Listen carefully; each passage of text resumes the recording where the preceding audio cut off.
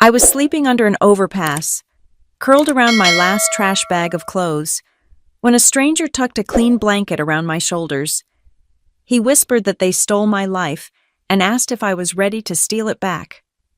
I woke up with frost on my hair and a key card in my pocket. I used to hand out blankets here for $16 an hour. Now, I was about to make sure nobody else would ever sleep under this bridge alone. My name is Ivy Sanders, and if you had asked me 6 months ago what rock bottom looked like, I would have told you it was a missed mortgage payment or a broken transmission. I would have been wrong. Rock bottom is not a grand event. It is the smell of wet concrete and diesel exhaust. It is the vibration of 18-wheelers rumbling 20 feet above your head, shaking dust into your hair while you try to curl into a ball tight enough to preserve your own body heat. I was 32 years old. I had a master's degree in social work and a student loan balance that would take 40 years to pay off. I had an employee ID card from the Harbor Light Outreach Network tucked into the bottom of a black trash bag that held every single thing I owned, and I was currently freezing to death under the Interstate 5 overpass in Harbor Falls, Oregon. The irony was not lost on me. I used to be the one with the clipboard, walking these same encampments, counting heads, handing out resource pamphlets and pairs of dry socks. I was the case manager. I was the person you called when the system failed. Now, I was the failure. Earlier that afternoon, I had stood near the Chevron station on 4th Street. It was a humiliation I still had not mastered. You have to stand just close enough to the pump to be seen, but far enough away that the attendant does not call the cops. It is a delicate geography of shame. I held a cardboard sign that just said "hungry," because I could not bring myself to write "please." A silver sedan pulled up to pump number 6. The driver was a woman I recognized instantly. Her name was Brenda. 2 years ago, I had spent 3 weeks fighting with the housing authority to get her and her 2 kids into a Section 8 apartment. I had filled out the forms. I had made the calls. I had held her hand when she cried in my office. When she got out of the car, our eyes locked. I saw the recognition hit her face, followed immediately by a mask of disgust. "Ivy?" she asked, the nozzle of the gas pump clicking in her hand. I lowered the sign, my face burning hot despite the November chill. "Hi, Brenda. I hope the apartment is working out." She did not smile. She did not reach into her purse. She stepped back, putting the car door between us like a shield. "I heard about what happened, on the news." "The news got it wrong, Brenda," I said, my voice cracking. I had not spoken out loud in 2 days. "They said you stole," she muttered, looking around to see if anyone else was watching. "They said you took money meant for the shelter, for the heating bill." "I didn't," I pleaded, hate rising in my throat. "I didn't take a dime." "You deserve to get fired," she said, her voice dropping to a harsh whisper. "Stealing from us, from people with nothing that is sick. Ivy, you belong out here." She got back in her car and drove away without pumping a single gallon of gas. I stood there as the exhaust faded, clutching my sign, feeling the truth settle in my gut like lead. In Harbor Falls, I was not just homeless, I was a pariah.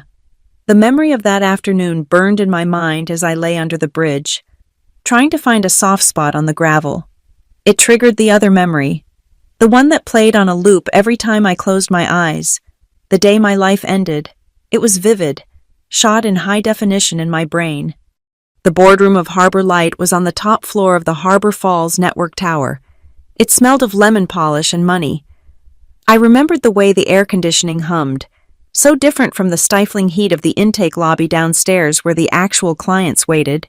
Preston Cole, the CEO, stood at the head of the mahogany table. He was a man who wore $3,000 suits to meetings about poverty. He looked sad, theatrically, professionally sad. He held a manila file folder between 2 fingers, as if it were contaminated. "We trusted you, Ivy," Preston said. He dropped the file on the table. It made a heavy final thud. "The audit is clear. $10,000 diverted from the emergency fund. Transfers authorized by your login. The timestamps match your shifts." "That is impossible," I had said, standing up. My hands were shaking. I don't have authorization for vendor transfers. I only approve intake supplies. You know that. My login doesn't even have those permissions. Lorraine Mercer, the board chair, sat to his right. She did not look sad. She looked bored. She was checking her watch, a gold timepiece that cost more than my parents' house. We have the logs, Ms. Sanders, Lorraine said, her voice like ice cracking. We cannot have thieves representing the mission. Think of the donors. Think of the reputation of this charity. I didn't do it, I shouted. Check the IP addresses. Check the security, Preston said, nodding to the door. 2 guards I had greeted every morning for 5 years stepped forward. They did not look at me. They took my arms. I was escorted past my own desk, past the photos of my niece, past the framed Caseworker of the Year certificate. They walked me out the front door and tossed my purse onto the sidewalk. If you speak to the press, Preston had said, leaning close before the glass doors slid shut, we will press criminal charges. We are being generous by only firing you. Go away, Ivy. And I did. I went away. I went all the way down, back under the bridge. A semi-truck roared overhead, shaking me out of the past. It was the deepest part of the night now, 3 or 4 in the morning, the witching hour. The air was so cold it felt solid, pressing against my skin through the layers of cheap fabric. I was wrapped in a blanket I had scavenged from the dumpster behind the shelter 3 weeks ago. It was gray, coarse, and smelled faintly of industrial bleach and mildew. It was the smell of the institution that had chewed me up and spit me out. Around me, the dark shapes of other sleepers were motionless lumps in the gloom. We were a graveyard of the living. I squeezed my eyes shut, listening to the wind whistle through the concrete pillars. My stomach cramped with hunger, a dull, constant ache that I had learned to live with. I tucked my chin into my chest, trying to preserve the small pocket of warmth created by my own breath. Then I heard it. Crunch, crunch, crunch, footsteps on the gravel, slow, deliberate. My heart hammered against my ribs. Under the bridge, footsteps at night never meant anything good. It was either the police coming to sweep the camp, telling us to move along to nowhere, or it was drunk teenagers looking for someone vulnerable to torment. I stopped breathing. I went limp, feigning deep sleep. The footsteps stopped right beside me. I could feel a presence looming over me, blocking the faint orange glow of the streetlights from the highway above. Every muscle in my body tensed, ready to spring, ready to run, ready to fight for the trash bag that held my life. But there was no shout. There was no kick. Instead, I felt a weight settle over me. It was soft, heavy, warm, a blanket, a real one. I could feel the density of it, thick wool that blocked out the biting wind instantly. It was tucked gently around my shoulders, a tender gesture that felt so out of place in this violent, frozen world that it terrified me more than a blow would have. A hand, gloved in leather, rested briefly on my shoulder. It was firm but not aggressive. A man's voice, low and raspy like gravel tumbling in a dryer, whispered right into my ear. They hung the theft on you because you wouldn't help them cook the books. My eyes flew open, but all I saw was the dark weave of the wool covering my face. I jolted, gasping, but the hand pressed down gently, keeping me grounded. Stay down, the voice commanded. It was not a threat. It was an instruction. You want your life back. Ivy, look in your coat pocket when you wake up, and do not throw it away this time. The hand lifted. The warmth remained. Who are you? I tried to whisper, but my throat was too dry. He did not answer. I heard the crunch of boots walking away, calm and steady. No running, no hurry. I waited 5 seconds, 10 seconds, my heart sounding like a drum in my ears. Then I heard the heavy thud of a car door closing, the sound expensive and solid. I peeled the wool back just enough to peek out with one eye. Down the service road. Red taillights flared in the darkness. A black sedan, sleek and low, slipped onto the empty highway and vanished into the night. I lay there for hours, terrified to move, terrified to sleep. The new blanket was incredibly warm. It smelled of cedar and old paper, a scent of libraries and money. It was the best thing I had touched in 6 months. Eventually, exhaustion won the war against adrenaline, and I drifted into a restless, jagged sleep. When I woke up, the world was white, frost-coated everything. It glittered on the chain-link fences and crunched on the gravel. My breath puffed out in white clouds. For a second, I thought I had hallucinated the entire encounter. It was a common side effect of sleep deprivation and hunger. The mind invents kindness because the reality is too stark to bear. But then I looked down. I was not covered in my bleach-stained rag. I was wrapped in a thick, navy blue wool blanket with satin trim. It was dry. It was clean. It was real. I sat up, shivering as the cold air hit my face. The memory of the whisper came rushing back. "Look in your coat pocket." My hands were stiff with cold. Clumsy as I patted down the pocket of my dirty parka, I felt something hard and plastic. I pulled it out.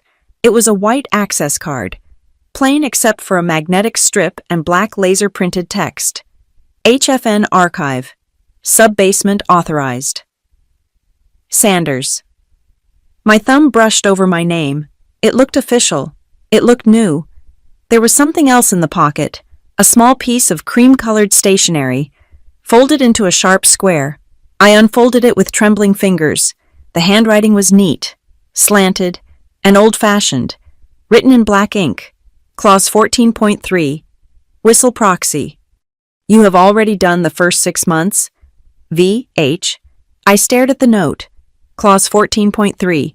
The words meant nothing to me, but the initials. V.H. What you got there?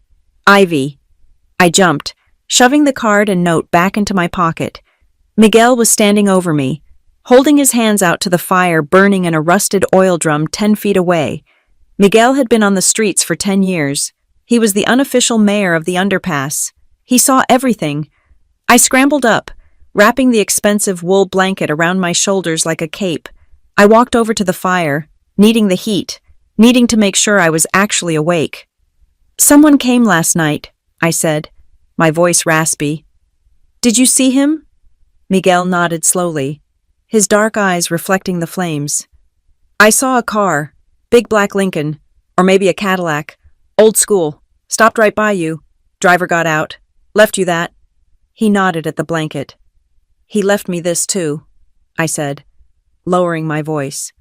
I pulled the card out just enough for Miguel to see the letters HFN. Miguel's eyes went wide. He stepped back, as if the plastic card was radioactive. "HFN," he muttered. "Harbor Falls Network. Do you know what the sub-basement is?" I asked. Miguel looked at me, then at the card, then at the blanket. He let out a low whistle. "There ain't no sub-basement on the directory, Ivy, but the old-timers talk about it. They say only one person goes down there." "Who?" "The founder," Miguel whispered, looking over his shoulder as if the bridge itself were listening. "Victor Hale, the guy who built this whole city's charity system, the guy who disappeared the same week they kicked you out." I felt a chill that had nothing to do with the temperature. V.H. Victor Hale, the man who built the empire that ruined me, the man who was supposed to be a recluse, a ghost, a myth. I looked at the note again. "You have already done the first 6 months." He had been watching, while I froze, while I begged, while I lost my dignity piece by piece. He had been watching me fall, measuring the depth of the drop. The anger hit me first, hot and sharp, but then, underneath it, something else sparked. A feeling I thought I had lost back in the boardroom when Preston Cole dropped that file. Hope, and something sharper than hope. I looked at the keycard. It was not just a piece of plastic. It was a weapon. "They stole your life, Ivy," I whispered to myself, repeating the stranger's words. I gripped the card in my fist until the edges bit into my palm. I was done sleeping. It was time to wake up. The lobby of the Harbor Falls Network Tower was a cathedral of glass and polished marble that smelled aggressively of expensive espresso and sanitized ambition. I had walked through these revolving doors 1,000 times before, back then.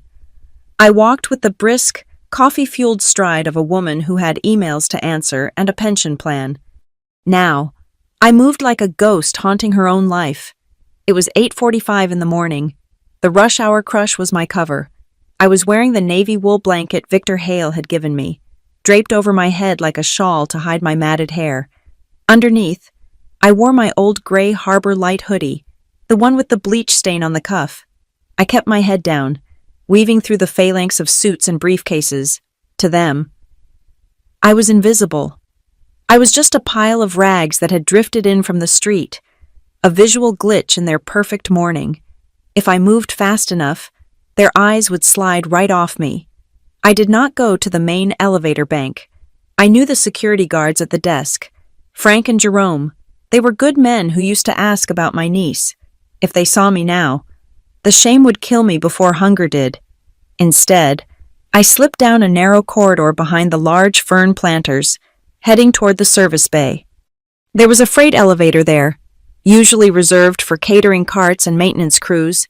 I had never used it, but I had seen the janitorial staff waiting there. The hallway was empty.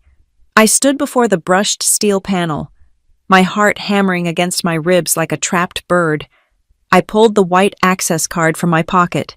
My hand was trembling so badly I almost dropped it. If this did not work, the silent alarm would trip. Frank and Jerome would come around the corner. They would not see Ivy the caseworker. They would see Ivy the trespasser. Ivy the thief. I pressed the card against the black reader. Beep. A small light on the panel snapped from angry red to a solid, welcoming green. The heavy steel doors slid open with a smooth, oiled hush. I stepped inside. The interior was lined with protective padding. There were no floor buttons, just a single card reader. I scanned the card again. The elevator did not go up. It dropped. It was a sensation of weightlessness that turned my stomach. We passed the lobby. We passed the parking garage levels. I watched the digital display on the panel, but it was blank.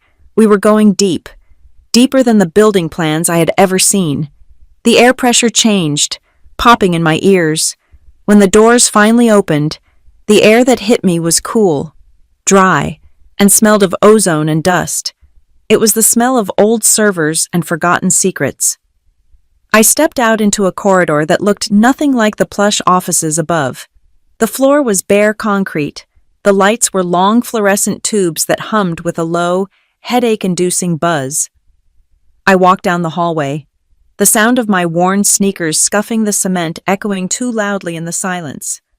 Halfway down the hall, a black dome security camera hung from the ceiling. As I approached, the lens whirred. I froze, pulling the blanket tighter, waiting for a voice to boom over an intercom. The camera lens swiveled. It did not zoom in on me. It tilted up and to the left, pointing deliberately at the blank wall, turning its back on me. Victor Hale. He was clearing the path. The realization made the hair on my arms stand up. I was walking into the belly of the beast, and the beast was holding the door open. At the end of the corridor stood a heavy, reinforced steel door. There was no handle, just a keypad and a card slot. A sign in red letters read, "Archive authorized access only." I swiped the card. Access denied. A red light flashed. My breath hitched. I swiped again. Access denied. I felt a surge of panic. Was this a game? A cruel joke to get me away from the bridge so they could arrest me for trespassing. I looked at the card in my hand, flipping it over. The plastic sleeve felt slightly uneven. I dug my fingernail into the seam of the card holder. Something hard slid out. It was a small, flat metal key, silver and unassuming. I looked at the door again and saw a tiny, almost invisible keyhole beneath the card scanner. I slid the key in. It turned with a heavy, expensive click, the sound of tumblers falling into place. I pushed the door. It swung inward on silent hinges. I stepped inside and the motion sensor lights flickered on, row by row, illuminating the room. It was not a closet. It was a library of the damned. The room was climate-controlled, freezing cold. Rows of gray rolling shelves stretched back into the shadows. Floor-to-ceiling banker boxes were stacked with military precision. In the center of the room sat a heavy mid-century metal desk, completely bare except for a banker's lamp and a single thick red binder. I walked to the desk, my legs feeling like they were made of water. I sat down in the leather chair. It groaned under my weight. The red binder was labeled in gold foil, HFN Governance, Principles and Special Clauses. Stuck to the front cover was a yellow post-it note. The handwriting was the same as the note I had received under the bridge. Start at 14.3. Take your time. V. I opened the binder. The pages were thick. Creamy bond paper. I turned past the bylaws, past the mission statements, past the standard operating procedures. I found Clause 14.3, Clause 14.3, the whistle proxy. I read the legal text, my lips moving silently as I parsed the dense legalese. In the event of systemic corruption or ethical breach by the board of directors, the founder reserves the right to temporarily transfer his full voting proxy and oversight authority to a designated former employee who meets the following criteria. 1. The individual must have been terminated for cause related to financial misconduct, which they disputed on record. 2. The individual must have remained unaffiliated with the Harbor Falls Network or any subsidiary for a period of no less than 6 continuous months. 3. The individual must demonstrate independent survival and support without the aid of foundation funds or associated charities during said period. I stopped reading. The room seemed to tilt. 6 months. I had been on the street for exactly 6 months and 4 days. Independent survival. That was what they called it. I called it eating half-eaten burgers out of trash cans. I called it washing my hair in the gas station's sink until the manager chased me out. I called it sleeping with one eye open so nobody stole my shoes. The law did not care about my suffering. It cared about my independence. By cutting me off, by blacklisting me so I could not get a job at any other agency, by forcing me to live on the absolute edge of existence. Lorraine and Preston had accidentally perfected me. They had turned me into the key that could unlock their destruction. My homelessness was not a tragedy to this binder. It was a legal trigger. I turned the page. There was a subclause. Upon activation, the proxy shall have full access to all historical records, financial audits, and internal communications. I looked up at the rows of boxes. Take your time, the note had said. I stood up and walked to the nearest shelf. The boxes were labeled by year and department. I found a section marked Harbor Light, Operations. I pulled down a box labeled with the current year and hauled it to the desk. I started digging. At first, it was just numbers, spreadsheets of donor intakes and capital allocations. But then I found the project files. Project code Winter Warmth Alpha. This was the project I had pitched 2 years ago. It was my baby. I had asked for $50,000 to winterize the underpass, to install heated windbreaks and solar-powered lighting for the people who refused to come into the shelter. The board had rejected it, telling me the funds were tight. But here, in the internal ledger, the project was listed as active and fully funded. I flipped through the pages, my hands shaking. There were invoices, massive ones. November 10th. $45,000 paid to Apex Construction for structural windbreaks. December 2nd. $22,000 paid to City Light Solutions for solar grid installation. January 15th. $12,000 paid to Safety. First supply for thermal blankets and sleeping pods. I stared at the dates. I stared at the amounts. I lived under that bridge. There were no windbreaks. There were no solar lights. The only heat came from the fires we built in trash cans. Illegal fires that the police kicked over every other night. I pulled another file. This one was marked Donor Reports, Q4. It was a glossy draft of the report sent to the major donors. There were photos, beautiful, high-resolution photos of the bridge, but they were photoshopped. I could see the blur where they had added clean, warm-looking pods. The text below the photo read, "Thanks to your generosity, the 4th Street overpass is now a safe haven, fully equipped with our proprietary warming technology."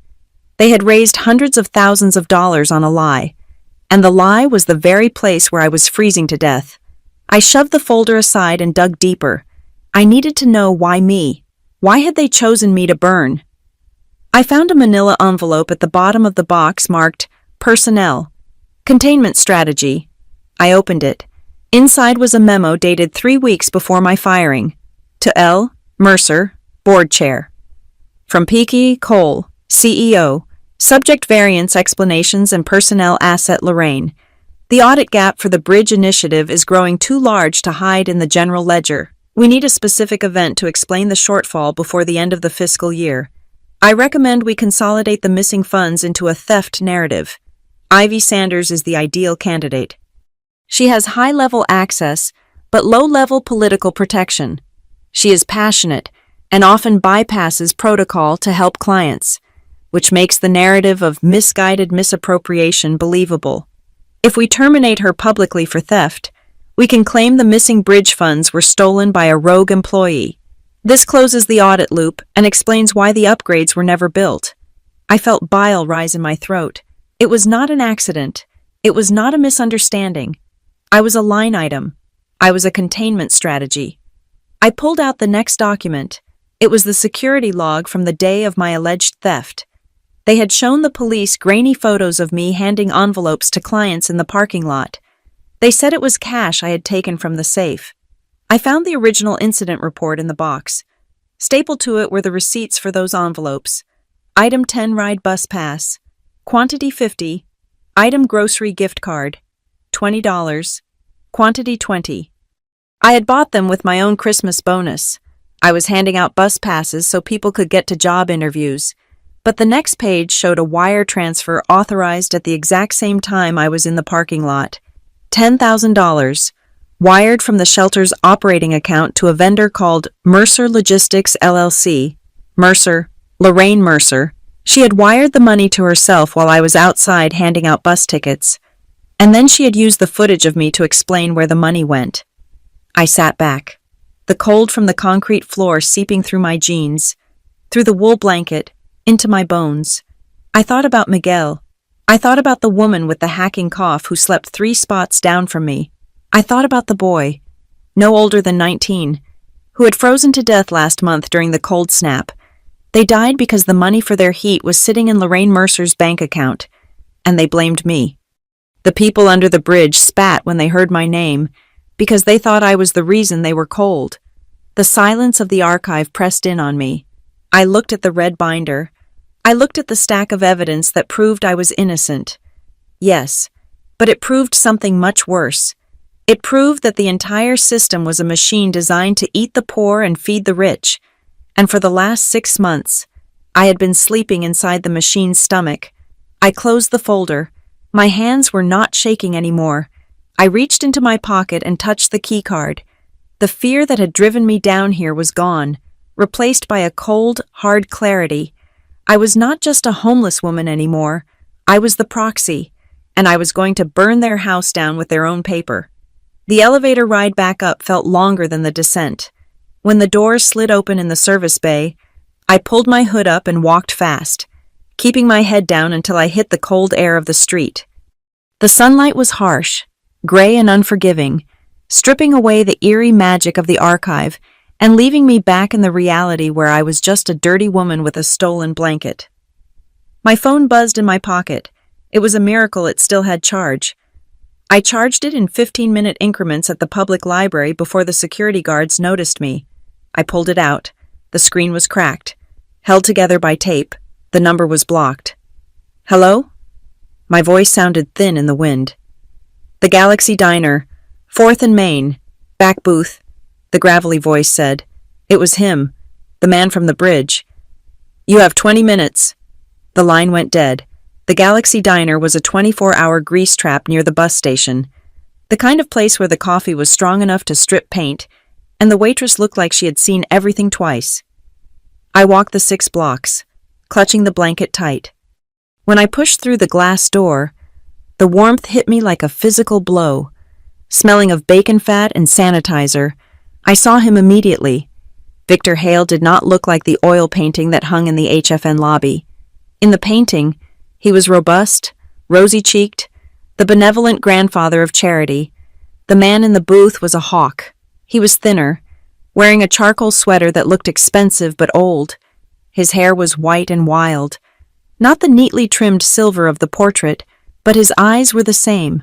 They were dark, sharp, and terrifyingly intelligent. He was watching the door, and the moment I stepped in, he locked onto me. I walked to the booth, acutely aware of the squeak of my wet sneakers on the linoleum. I slid into the vinyl seat opposite him. I kept the blanket wrapped around me. It was my armor. "You look terrible," Victor said. He did not say it with pity. He said it like he was reading a thermometer. "I live under a bridge, Mr. Hale," I replied, my voice steady despite the shaking in my hands. "It is not exactly a spa treatment." "Good," he said. "Anger is useful. Self-pity is not." He signaled the waitress without looking at her. She dropped 2 mugs of black coffee on the table and retreated. Victor slid a thin stack of papers across the Formica table. "Read," he commanded. I looked down. The top document was titled, Proxy Activation Agreement. Beneath it was a timeline of my employment at Harbor Light, marking every promotion, every review, and finally, the date of my termination. Beside that date, he had written in red ink the trigger event. I flipped to the next page. It was a copy of Clause 14.3, the same text I had just read in the sub-basement, but specific sections were highlighted in yellow. "You wrote this," I said, looking up at him. "The whistle proxy. You wrote it into the bylaws years ago. I built this foundation to help people." "Ivy," Victor said, wrapping his long fingers around his mug. "But I know human nature. I knew that eventually, the people I hired to run it would start loving the money more than the mission. Power rots people. I needed a fail-safe, a kill switch. And I am the switch," I said. It was not a question. "You are the weapon," he corrected, "but a weapon is useless if it breaks when you fire it." He leaned forward, his voice dropping to that low rumble I had heard in the dark. "I knew what they were doing. Ivy, I saw the invoices for the bridge upgrades 2 years ago. I knew they were fake. I stepped down from the board to let them think they were safe. I watched them get greedy. I watched them look for a scapegoat." My stomach twisted. You knew they were going to frame me." "I knew they needed someone clean," Victor said. "Someone who actually did the work. Someone who refused to sign off on the garbage numbers. That was you. You were the obstacle, so you became the target." I felt the heat rise in my face, hotter than the diner air. "You could have stopped it. You could have walked into that boardroom 6 months ago and fired them. If I had fired them then, they would have settled quietly," Victor said, his eyes cold and logical. "They would have paid a fine, kept their bonuses, and found another charity to bleed dry, to kill a cancer like Lorraine Mercer and Preston Cole. You have to let it grow until it is big enough to see. I had to let them commit the crime fully, and I had to see if you would survive the fall." I stared at him, horror dawning on me. "You watched me," I whispered. "You watched them fire me. You watched security throw me out." "I watched you lose your apartment," Victor said, ticking the items off on his fingers. "I watched your car get repossessed. I watched you spend your first night in the park. I watched you move to the bridge." "Why?" I choked out. "Why would you let that happen?" "Because the proxy clause requires it," he said simply. "Clause 14.3 is specific. You have to be completely severed from the system. You have to be independent. If I had helped you, if I had given you $500 for rent, you would have been compromised. You would just be a disgruntled employee taking a payoff. To hold my vote, you had to be a ghost. I needed to know if you had the steel to survive the winter." He paused, looking at the blanket I was clutching. "I watched you give your own coat to a pregnant girl 3 months ago," he said softly. "That was when I knew. You were not just a victim. You were a leader who had lost her army." I wanted to scream at him. I wanted to throw the scalding coffee in his face. He had treated my life like a science experiment. He had let me starve to test his legal theory. "I hated you last night," I said, my voice trembling. "When you put the blanket on me, I thought you were an angel, But you are just as bad as them. You used me. Yes, Victor said. He did not flinch. I used you, and now I'm offering you the chance to use me. Do you want to be angry, Ivy, or do you want to be effective? He tapped the paper. This agreement transfers my founder's vote to you, all of it, for all matters regarding governance, finance, and the Harbor Light Shelter. My vote outweighs the entire board combined. If you sign this, you walk into the next quarterly meeting not as a beggar, but as the boss. I looked at the paper. It was a dizzying amount of power. It was the power to fire Preston, the power to audit Lorraine, the power to open the warehouse doors and give everyone under that bridge a bed. Give me the pen, I said, reaching out. Victor pulled the paper back. Conditions, he said sharply. There are conditions. The clause is strict. What conditions? You are 6 months and 4 days into your exile. Victor said. The clause requires a full 7 months of independence to be unassailable in court. If we move too soon, their lawyers will argue you were still in a cooling-off period. They will say I bribed you. He looked me dead in the eye. You have to stay out there, Ivy, for 30 more days. The diner went silent around me. The smell of bacon suddenly made me nauseous. You want me to go back under the bridge? I asked, my voice barely audible. Knowing I have this, knowing I could stop it. If you take a single dollar from me, from HFN, or from any associated entity before the 30 days are up, the proxy is void. Victor said, you cannot stay in a hotel I pay for. You cannot eat food I buy. You have to finish the sentence. I might freeze, I said. It is November. Victor, it is getting colder. You have the blanket, he said, glancing at the wool around my shoulders. And you have a job to do. You need to build the case. I can give you access, but I cannot build the evidence wall. You need to document everything. The fake invoices, the missing inventory, the testimony of the people on the street. He slid a small white business card across the table. You cannot do it alone. You need someone who knows where the bodies are buried but isn't on the payroll. This is Dana Crowley. She is an investigative paralegal. She works out of an office above a bail bond shop. She hates Lorraine Mercer almost as much as you do. She will help you, but you have to pay her with your own resources or convince her to work on contingency. I cannot fund her. I looked at the card. Dana Crowley. Compliance strategy. 30 days, I repeated. It felt like a prison sentence. 30 days, Victor confirmed. And then we walk into the boardroom, and you take their heads off. I looked out the window. Across the street, a bus was pulling away, heading toward the shelter district. I knew who was on that bus. Men with frostbite on their toes. Women holding their belongings in plastic bags. People I used to help. People who had spat on me yesterday. I don't want to destroy anyone, I said softly. I just want my name back. I just want to stop shivering. Victor leaned back, crossing his arms. Justice is structural. Ivy, you think this is about your reputation? It is about the machinery. They turned the shelter into a bank account for their renovations.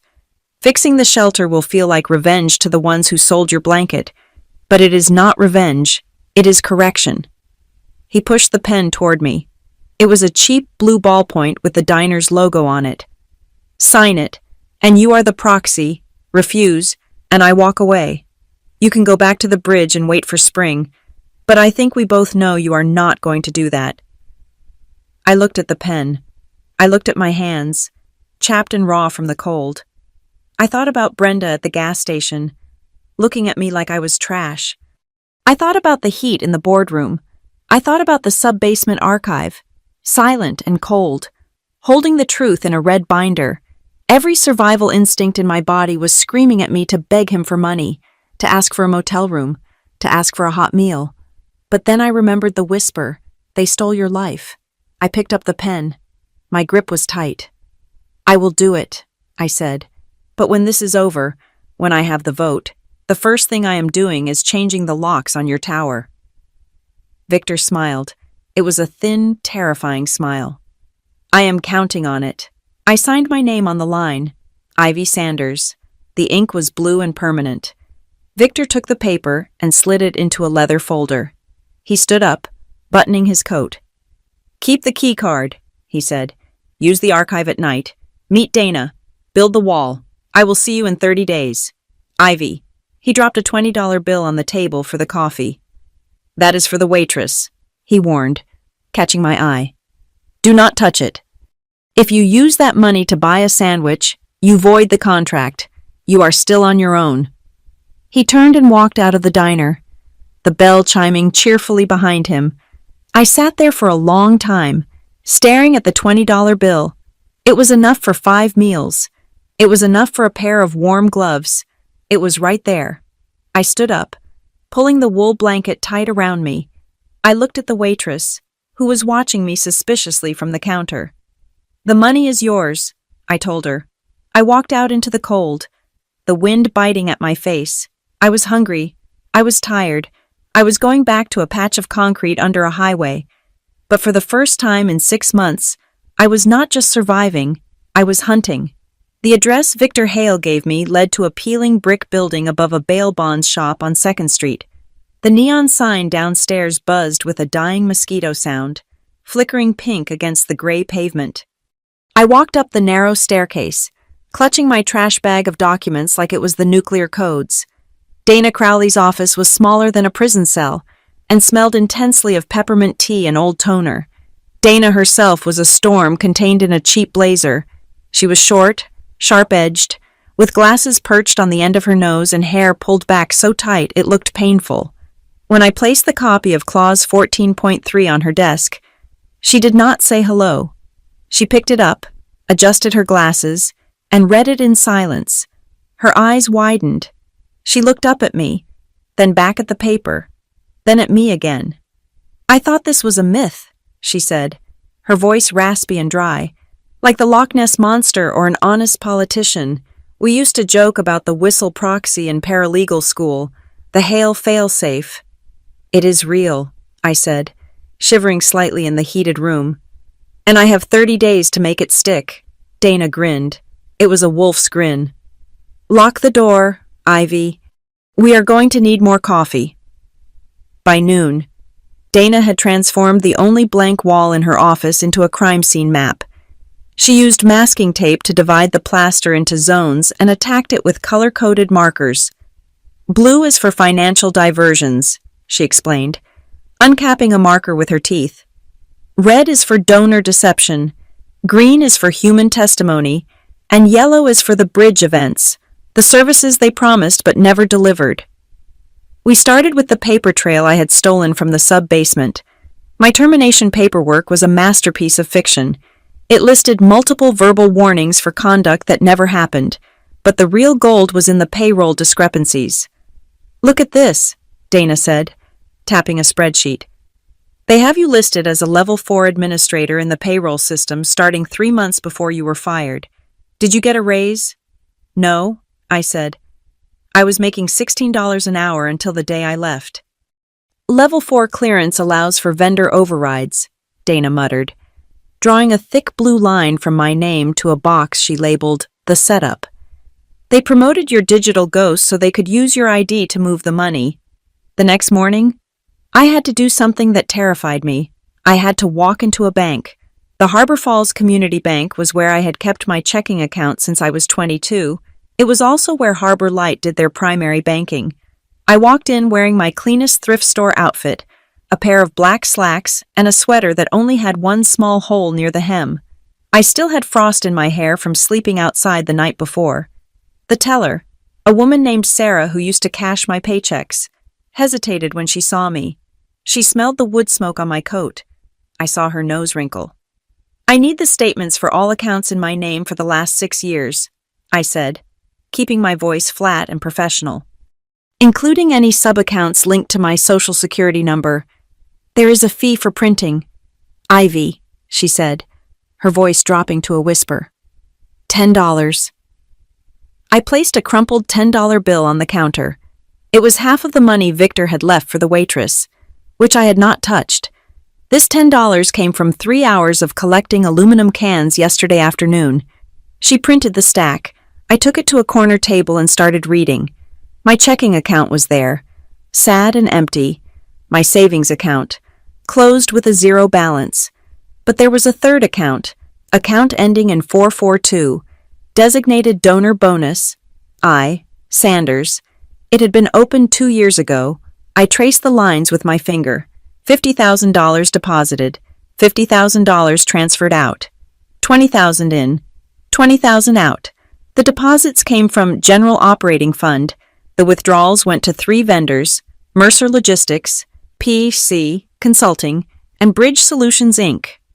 I never opened this, I whispered. I looked at the signature card on the digital printout. It was my signature, but the loop on the Y was wrong. It was a trace, a forgery. They had used a fake account in my name to wash the money for the renovations they never built. If anyone looked, it would look like I took the money and paid these companies myself. I brought the statements back to Dana. She pinned them to the blue section of the wall. Bridge Solutions, Inc., she read. Let me guess. It is a shell company. We need to prove they never did the work, I said. The paper says they built windbreaks. We need to prove the windbreaks do not exist. That night, I went back to the underpass. It was snowing lightly, wet flakes that turned to slush on the pavement. Miguel was sitting by the fire barrel, warming his hands. I need your help. Miguel, I said. I pulled out my cracked phone. I need you to tell me about the blankets, the day the photographers came. Miguel spat into the fire. The warmth drive, he said bitterly. Last November, a van pulled up, 4 people in bright orange vests. They had a camera that looked like a cannon. They handed me a thick wool blanket, brand new, still had the tag on it. And then, I prompted, hitting record. The guy took 20 pictures, Miguel said, looking directly into the lens.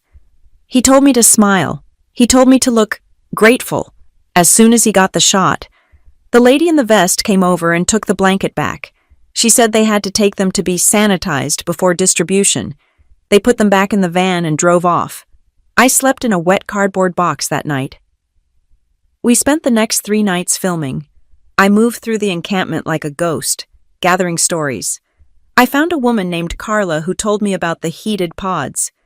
They set one up, she told the camera, her face shadowed by her hoodie. Right over there by Pillar 4. It looked like a spaceship, shiny silver. They took pictures of it all morning. Then a tow truck came at 2 in the afternoon and hauled it away.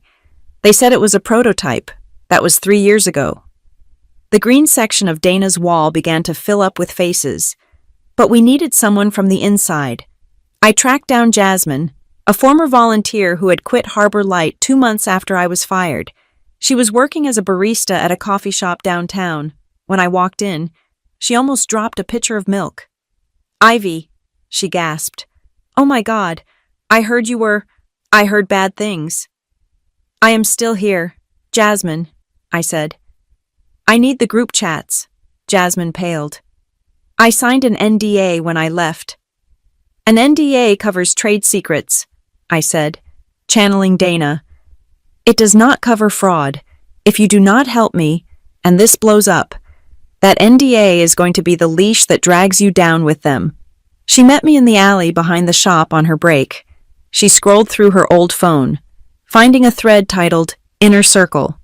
She sent the screenshots to my phone. Date November 12th. User Operations Manager. Message board is coming for a site visit. Make sure the residents look presentable.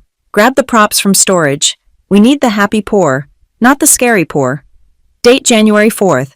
User Finance Assistant. Message. Just coded the Sanders variants. LOL. Someone is getting a lump of coal this year. User Lorraine M. Message focus. Team. The narrative has to hold. Ivy is the leak. We are the patch. The patch, I read aloud. They called me the leak. Dana pinned the screenshots to the red section of the wall. We have the money trail, Dana said, stepping back to admire the chaos. We have the victim testimony. We have the intent. Now we need the nail in the coffin. We need to link the fake vendors to Lorraine and Preston personally. Enter Kayla. Kayla was a freelance data analyst Dana knew from a previous class action lawsuit. She worked out of her basement, surrounded by 3 monitors and a haze of vape smoke. She had blue hair and a vendetta against authority figures. Bridge Solutions, Inc., Kayla said, her fingers flying across a mechanical keyboard that sounded like gunfire. Registered agent is a lawyer in Delaware. Boring, but let's look at the metadata on their website. She hit enter. Website registered to an email address. private gmail.com. Preston, I breathed. And look at this, Kayla said, pulling up a satellite map on the main screen. I cross-referenced the invoices from Mercer Logistics. They billed Harbor Light for $40,000 of structural lumber on June 4th. She zoomed in on a property on the edge of the city, a sprawling lake house with a long dock. On June 6th, a building permit was pulled for a boathouse renovation at Lorraine Mercer's private residence. Kayla said, Contractor Mercer Logistics. She overlaid the invoice for the shelter lumber with the permit for the boathouse. The materials list was identical. They built her a boathouse with the wood, meant for the homeless shelter, I said. The rage was a cold, hard knot in my chest. They literally took the roof over our heads and put it over her jet ski. Kayla scraped the public donor reports next. She built a digital dossier that was breathtaking in its cruelty.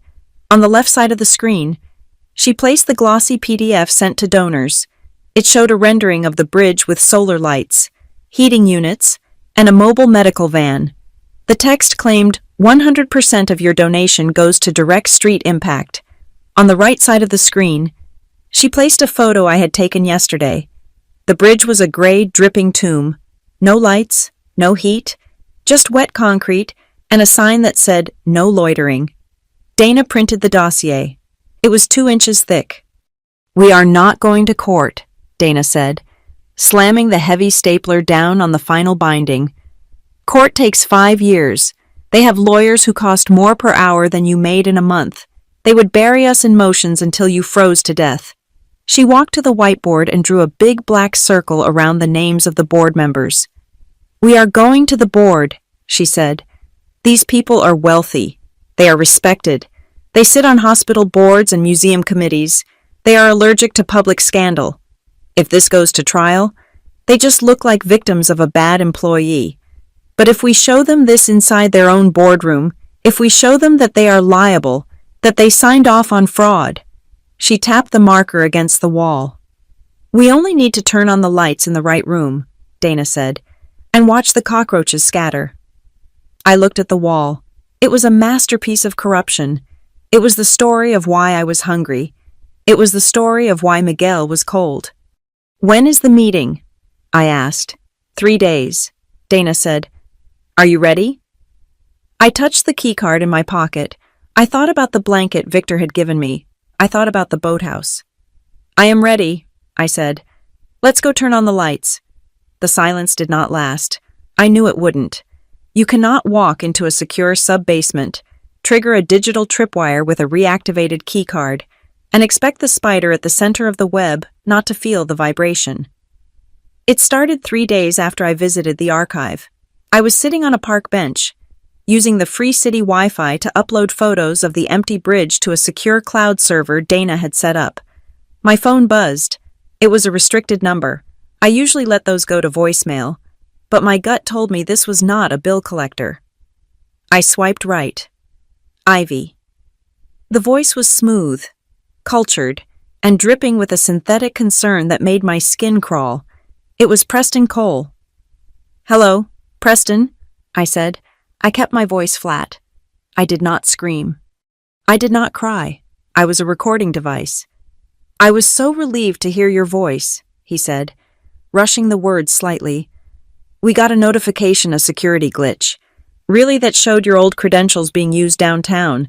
It made me realize we haven't checked in on you. How are you holding up? It is getting cold out there. I am fine, I said. Look, Ivy, Lorraine and I, we have been talking. We feel terrible about how things ended. The board was under pressure. Mistakes were made in the heat of the moment. We want to help. Help, I repeated. We want to offer you a settlement, Preston said, The word landed heavy and wet. For the misunderstanding, we can set you up in a nice motel tonight, the Best Western on the highway, and a cash stipend, $20,000. Ivy, just to get you back on your feet. We can sign the papers there, a standard non-disclosure agreement, just to protect client privacy, and then the money is yours. $20,000. It was a fortune. It was an apartment. It was a car. It was heat. Clause 14.3, I said. There was a silence on the other end. A long, suffocating silence. I don't know what that is, Preston lied. He was a bad liar when he was off script. I think you do, I said. And I think you know that if I take one dime from you before the 30 days are up, I lose everything. Keep your motel room. Preston, I prefer the bridge. I hung up. My hands were shaking, not from fear, but from the adrenaline of turning down a lifeboat while drowning. The direct approach had failed, so they switched to the social one. I found out about the prayer chain from Miguel. He had a burner smartphone he used to check the weather and local news. He shoved the screen in my face while we were huddled around the fire barrel that night. You are famous, Ivy, he muttered. It was a post from the First Grace Community Church, the largest congregation in Harbor Falls. Lorraine was a deacon there. Please join us in prayer for our fallen sister. Ivy Sanders. We have received word that she is battling severe mental health struggles and has turned against the mission of Harbor Light in her confusion. Pray that she finds clarity and releases her anger before she damages the work of the Lord. We pray against the spirit of greed that has taken hold of her heart. The spirit of greed, I whispered, reading the comments. So sad when they lose their way. Wrote a woman named Betsy, who I knew for a fact had 3 vacation homes. She was always a bit unstable. Wrote a former coworker who had once asked me to cover her shifts so she could go to a concert. It was a masterclass in narrative control. They were not calling me a liar. They were calling me crazy. They were framing my whistleblowing as a mental breakdown. Then came the Facebook photo. I had treated myself to a sandwich from a food truck 2 days ago, a cheap grilled cheese paid for with money I earned collecting cans. Someone had snapped a picture of me eating it, sitting on the curb, looking disheveled and hungry. The caption on the Harbor Falls gossip page read, "Pretty bold for someone who stole from the homeless to be buying lunch downtown.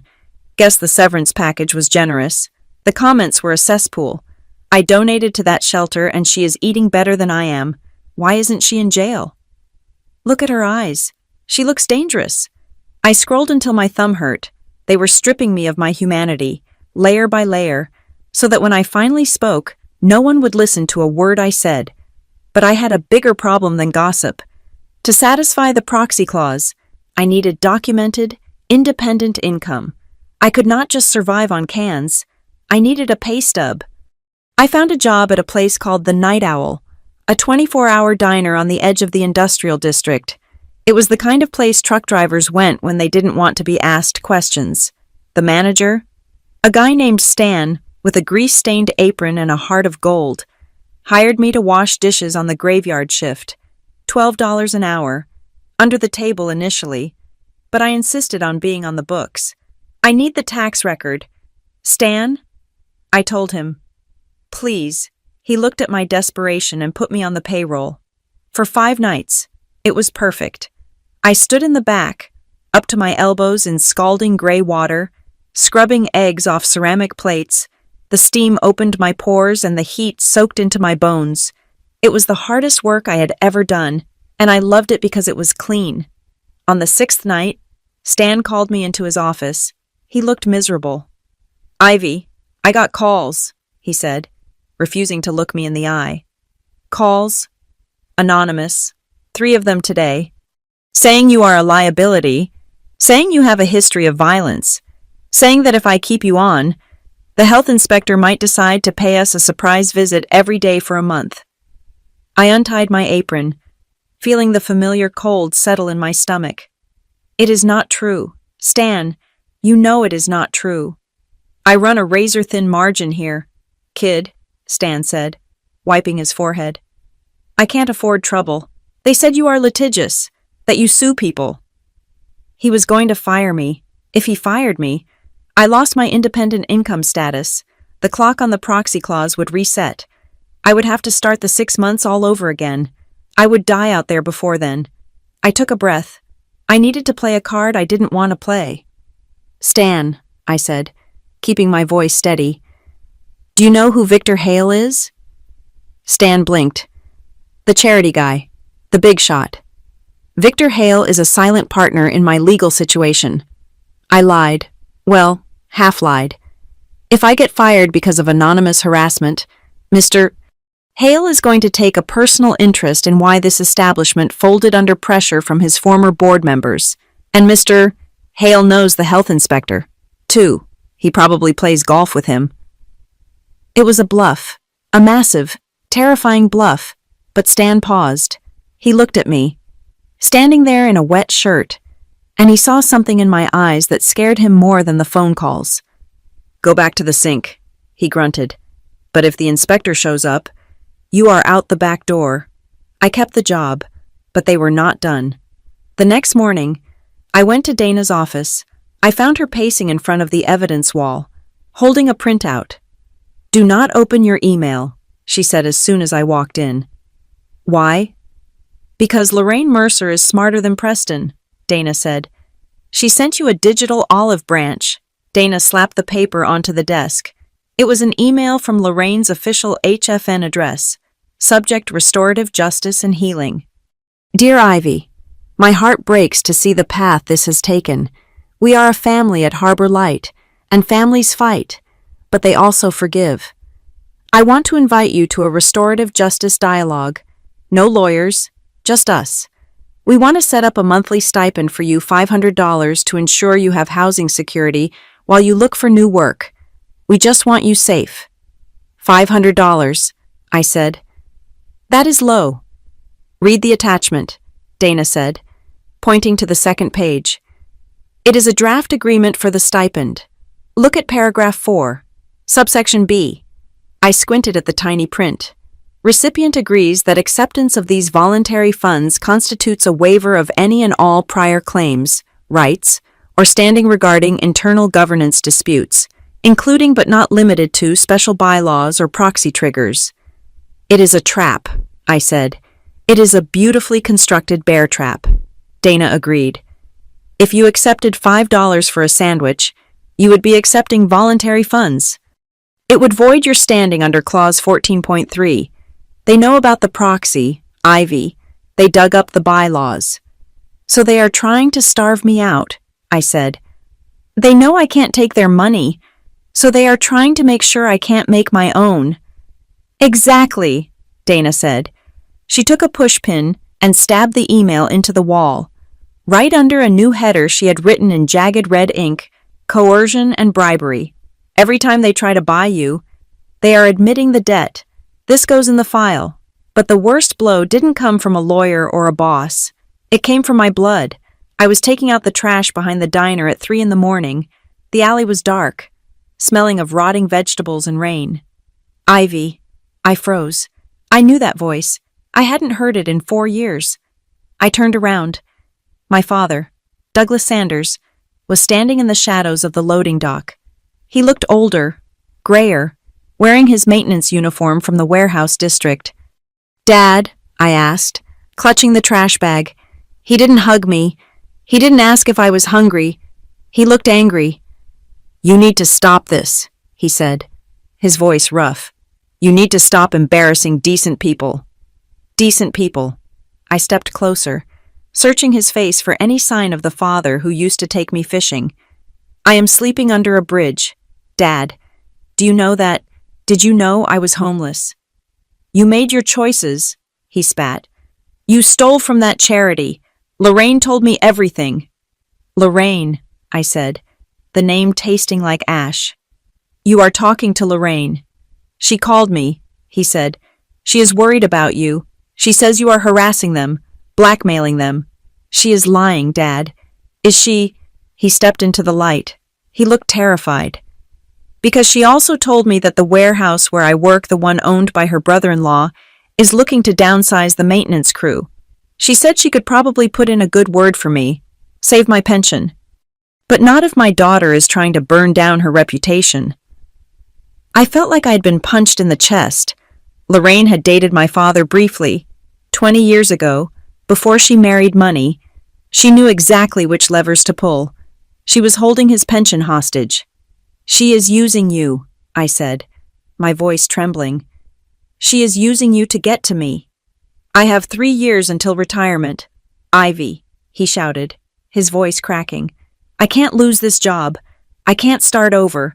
Not like you. You are young. You can bounce back. Just take their deal. Go away. Stop ruining everything."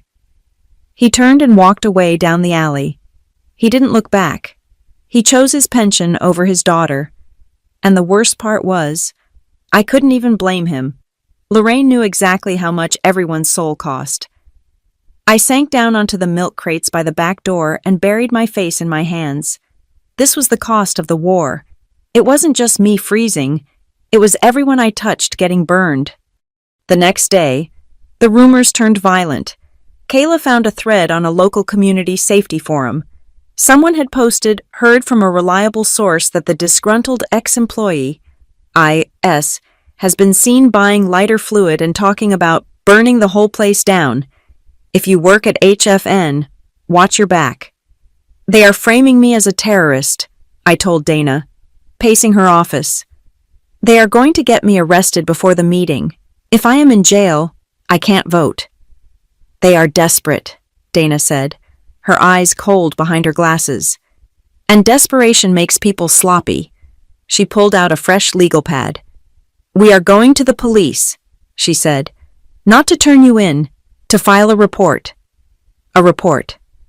"We are filing a preemptive statement documenting a campaign of harassment and character assassination," Dana said. "We are going to attach the screenshots, the emails, and a sworn affidavit that you have no intent of violence. We are putting it on the record before something catches fire. If a trash can burns at Harbor Light tomorrow, the police will look at this file and see that Lorraine predicted it." Then she picked up the phone. "And about your job at the diner," she said. "I am sending a letter to the corporate owner of the Night Owl, and I am copying the city attorney. What are you going to say?"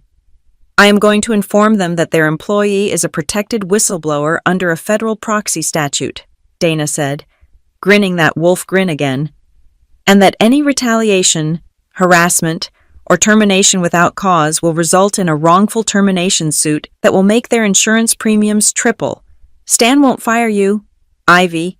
He will be too scared to let you sneeze without offering you a tissue." I looked at the wall. It was covered in red and blue ink, a map of my pain, but it was also a map of their fear. "They are throwing everything at me," I said. "My dad, the church, the police." "That means we are close," Dana said. "You only bomb the bridge when the enemy is crossing it." I went back to the diner that night. Stan didn't look at me, but he didn't fire me. I washed the dishes. I scrubbed the grease. I thought about my father walking away in the alley. I wasn't just fighting for a blanket anymore. I was fighting for the right to exist without their permission. 30 days. I just had to hold on. Just hold on. The sound of electric drills shattered the freezing silence of the underpass. It was 2 in the morning on a Tuesday. The air was so cold it felt like inhaling crushed glass. I was walking back from my shift at the diner, my hands shoved deep into my pockets, when I saw the orange flashing lights of a city utility truck parked on the shoulder of the service road. I froze in the shadows of a concrete pillar, pulling my hood up. My first thought was that they were finally coming to sweep us out, to put up fences and force us into the woods. But the men in the reflective vests were not carrying batons. They were carrying ladders and zip ties. I watched as they mounted cheap, solar-powered garden lights, the kind you buy in a pack of 6 for $20 at a hardware store, onto the graffiti-covered columns. They were not wiring them into the city grid. They were just sticking them there with industrial adhesive. Then came the sign. One of the workers unfurled a flexible plastic banner and zip-tied it to the chain-link fence at the entrance of the encampment. It flapped aggressively in the wind. Pilot Project Bridge to Warmth Initiative, funded by Harbor Light. Outreach Network Status, Phase Y, 1. Installation, I stared at the sign, my breath hitching in my throat. Phase 1, Pilot Project. The words were a lie so audacious it made me dizzy. According to the financial records I had found in the sub-basement, the Bridge to Warmth initiative was fully funded and completed 3 years ago. They had already billed the donors for heated pods and high-grade lighting, but now, terrified by the sudden silence of the whistleblower they thought they had crushed. Lorraine and Preston were panicking. They were trying to backfill reality. They were rushing a cosmetic fix to create physical evidence that the program existed, using $50 worth of plastic lights to cover a $50,000 hole in the books. I crouched behind a dumpster as a white van pulled up behind the utility truck. The side of the van bore the Harbor Light logo, a lighthouse beaming hope into the dark. 4 people jumped out. I recognized them instantly. One was the new marketing director, a woman named Sarah, who I remembered as being ambitious and morally flexible. The others were junior staff, looking tired and cold. Then came the photographer. He had a camera with a lens the size of a telescope. "Okay, let's move," Sarah barked, clapping her gloved hands. "Lighting is terrible, but the flash will handle it. We need the care and action shots. Go find the subjects." I watched in horror as the staff moved into the sleeping camp. They didn't wake up the men who were coughing or the old veterans with missing limbs. They were looking for casting choices. They found a young woman named Maria, who had been sleeping near the fire barrel with her 2-year-old son. Maria was terrified, clutching her child as these people surrounded her. "It is okay, honey," Sarah cooed, her voice dripping with fake syrup. "We are just here to help. We want to give you a blanket. Is that okay?" Maria nodded, confused, eyes wide. One of the staff members produced a thick, plush thermal blanket, brand new, navy blue, with the Harbor Light logo embroidered in gold thread. It was beautiful. It was the kind of blanket that could actually save a life out here. They draped it over Maria and her son. The little boy instantly snuggled into the warmth, burying his face in the soft fabric. "Perfect," the photographer said. "Now, look up at the staff member. Smile like you are, relieved, like you finally feel safe." Maria managed a weak, confused smile. Flash, flash, flash. The strobe light illuminated the misery of the bridge like lightning strikes. "Great, got it," the photographer said, checking his screen. "Next setup. Get the old guy over there." Then, the scene played out that broke something inside me forever. As soon as the camera was lowered, Sarah stepped forward. I thought she was going to ask Maria if she needed food or a shelter bed. Instead, she reached out and gently but firmly pulled the blanket away from the toddler. "We will bring the real supplies later in the week," Sarah said, folding the expensive wool quickly. "These are just for the inventory photos. We have to log them back at the warehouse first." Maria looked at her empty hands. The little boy, ripped from the sudden warmth, let out a wail that echoed off the concrete. "Here," a junior staffer said, tossing a thin, crinkly foil emergency sheet, the kind that tears if you move too fast onto Maria's lap. "Use this for tonight." They moved on to the next person. They wrapped an old man in a coat, took a picture, and took the coat back. They handed a woman a bag of toiletries, snapped a shot, and put the bag back in the van. I did not scream. I did not run out and attack them. The rage that had been burning in me for 6 months suddenly cooled into something else. It hardened. It became a solid, diamond-hard clarity. This was not incompetence. This was not even just greed. This was a production. The bridge was not a place where people lived. To Lorraine and Preston, the bridge was a stage set. We were the extras. The cold was a special effect, and the blankets were props. I watched the van drive away, the taillights fading into the dark. The cheap solar lights flickered weakly, casting almost no light at all. I stood up. I walked over to Maria, who was trying to wrap the useless foil around her crying son. I took off the wool blanket Victor Hale had given me, the only thing that had kept me alive, and I wrapped it around the boy. "Keep it," I told her. "Hide it under your coat. Do not let them see it." Then I turned and walked away from the bridge. I was not going to sleep tonight. I had work to do.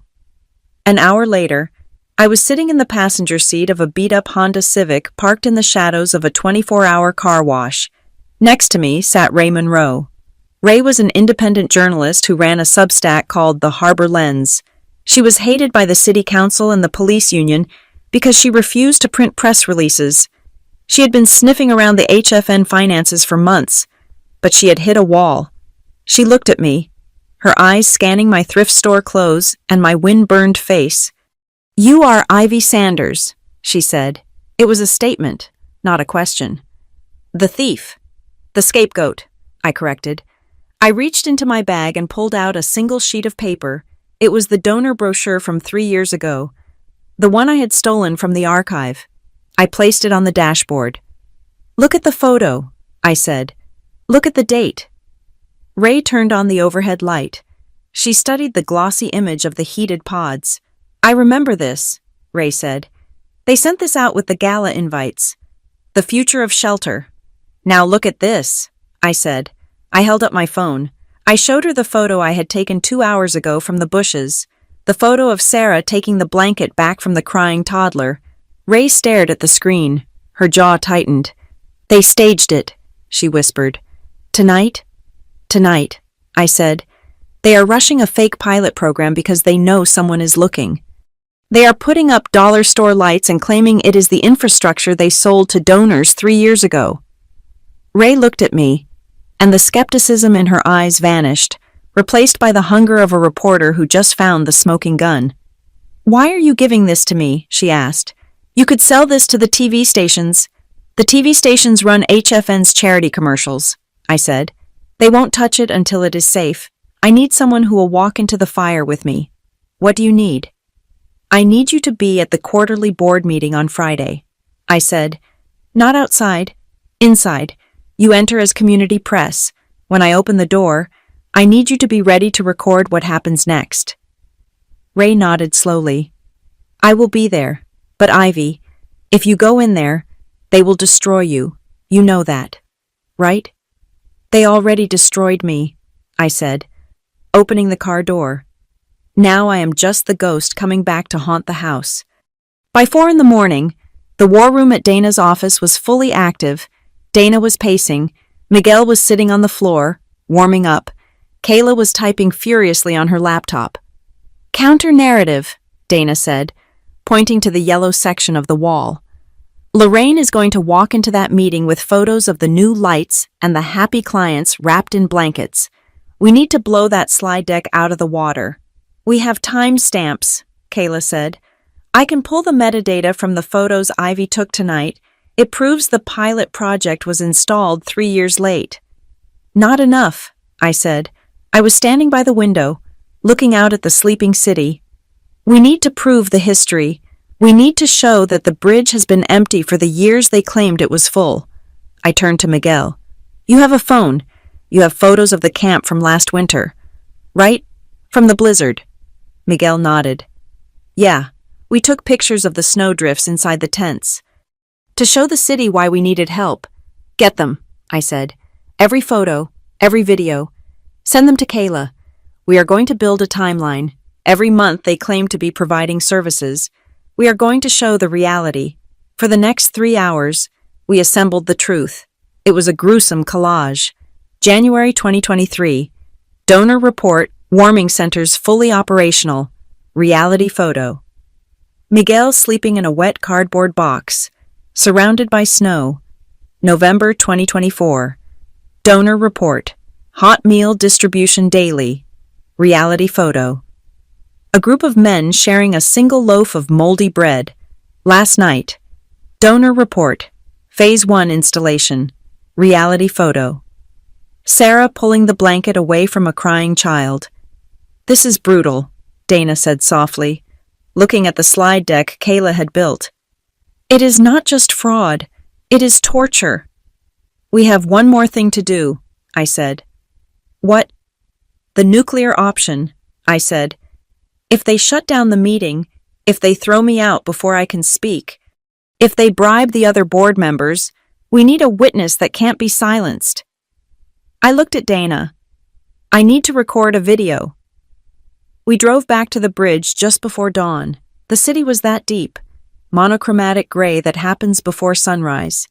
I stood on the service road.